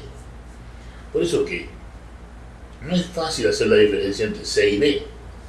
Mucha gente cree que con saber la definición de la percepción unitaria y llevársela como un conocimiento más, ya sabe lo que es la percepción unitaria. Lamentablemente no es así, porque son dos ámbitos funcionales completamente diferentes de la mente, que tienen leyes completamente diferentes. Entonces, es muy importante ver qué es la percepción unitaria, pero más importante ver qué no es. Ver que no es. ¿Alguna pregunta o comentario sobre esto? Pensar en escuchar no es escuchar, recuerden esto. Pensar en escuchar no es escuchar. Esa pregunta. Comentar. Quería comentar de la percepción unitaria como una función cerebral, que me hizo importante decir que ocurre gracias a la ontogenesis. No, ocurre gracias a que alguien te la enseñó. Yo tuve la bendición, la suerte, el privilegio, y le agradezco a Dios de rodillas, de haber conocido a JK, que me lo enseña. Entonces yo le doy inmensa gracias a Dios. Pero yo no me lo tomé en serio al principio. Yo pensaba que JK estaba delirando. ¿Y por qué tengo yo que escuchar? Y él me decía, hágalo y vea lo que pasa. Y si me hubiera dicho lo que pasa, yo no lo hubiera visto nunca más. Pues en aquel momento yo era muy intelectual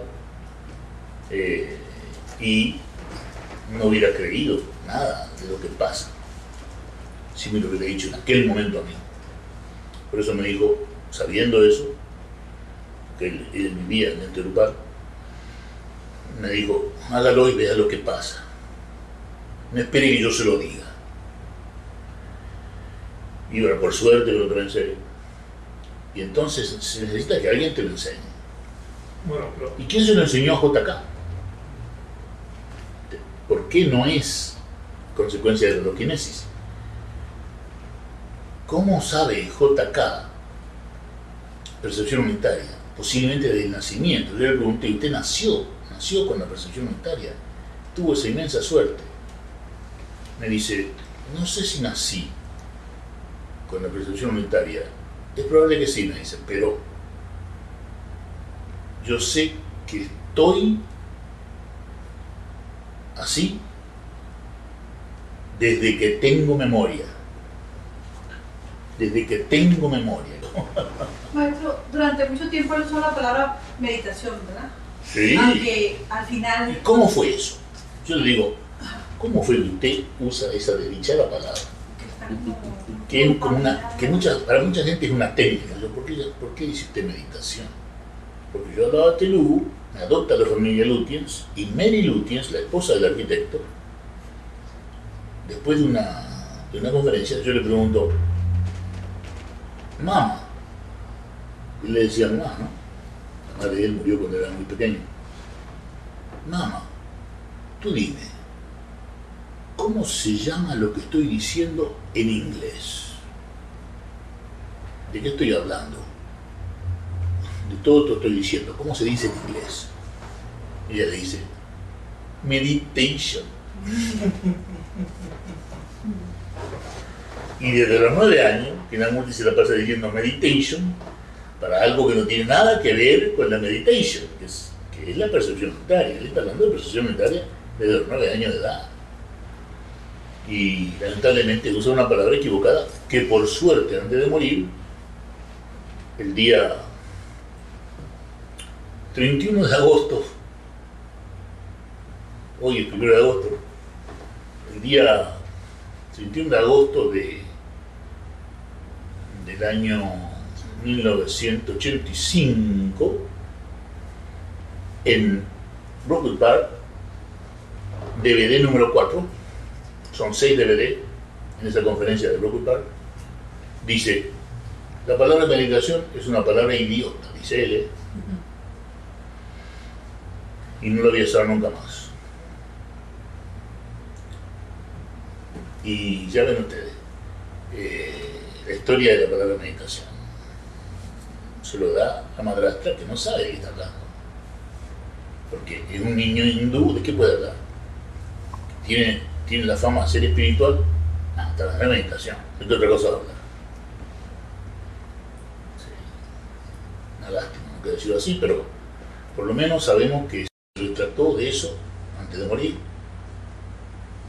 Y él prácticamente me da su permiso, podría decir yo, ¿no? A usarla para la percepción unitaria. Le digo yo no puedo usar la palabra meditación. Me dice, you use it in the perception. Te use la percepción unitaria. Le digo yo, ¿y por qué no la usa usted también? Y me dice, no, yo hace 50 años que estoy usando la palabra meditación. Imagínense que mañana diga otra cosa, en vez de eso, voy a crear confusión. Algo de verdad había en eso, ¿verdad? No podía cambiar el lenguaje 2 años antes de morir. Sí, ¿te contesté, sí. Lorena? Sí. Sí. Gracias. No, al contrario, gracias a ti. Hay una pregunta de parte de Argentina. ¿En qué consiste el síndrome metabólico? ¿En qué consiste el síndrome metabólico? El síndrome metabólico es la epidemia más grande de la humanidad en este momento. Es una epidemia peor que el SIDA. Peor que el SIDA en el número de gente afectada. ¿Cómo se diagnostica? Se diagnostica con un metro, con una cinta métrica. Ni siquiera se diagnostica con una balanza. ¿Cómo se diagnostica? Con una cinta métrica, lo cual parece tan poco científico. Bueno, tomarse la medida de la cintura a la altura del ombligo. Si el hombre tiene más de 100 centímetros, tiene síndrome metabólico. Si la mujer tiene más de 90 centímetros, tiene síndrome metabólico. Punto. ¿Y qué es el síndrome metabólico? Es el preludio, el umbral de la insuficiencia renal, pero diagnosticada muy tempranamente. Y por eso, si la persona hace el tratamiento, caminar 1 hora por día, sobre todo, el principal tratamiento es caminar 1 hora por día, y si la persona toma 3 veces 500 miligramos de metformin por día, ese es todo el tratamiento. Puede impedir la insuficiencia renal, porque es el preludio, el síndrome metabólico de la insuficiencia renal, y es el preludio del infarto cardíaco, y es el preludio del stroke. ¿Cómo se dice stroke? El infarto cerebral, ¿no? Sí. Infarto cerebral. O embolia cerebral. O embolia cerebral. Entonces, y es el preludio, un buen tratamiento del síndrome metabólico va a impedir que esa persona pierda las piernas, los pies. Si se transforma en diabetes, los diabéticos pueden quedar ciegos sin perder los pies. Todo eso se previene con una cinta métrica, ¿se dan cuenta? Y esto se debe gracias a la computadora y a la estadística. quizá de hace pocos años, no sé si son 5, quizá un poco más, el diagnóstico de síndrome metabólico, que por estadística se diagnostica con una cinta métrica, ni siquiera con una balanza. Y es necesario hacer el tratamiento principal, caminar 1 hora por día. Y dijo tomar 3 veces al día, ¿qué? Hay una sustancia que se recomienda en el síndrome metabólico que se llama metformin. Metformin, que es el nombre químico de la sustancia. Nombre genérico, no comercial. Y con eso se trata el síndrome metabólico, que es la epidemia más grande, supera incluso al SIDA, en el mundo de hoy. Incluso en niños. México está entre los primeros. México y Estados Unidos están entre los primeros. No sé cómo estará España con los niños obesos. No, todavía. Por suerte no. Pero México y Estados Unidos están al frente de los niños obesos, que son los niños con futuro síndrome metabólico. Sí. ¿Alguna otra pregunta que tengan?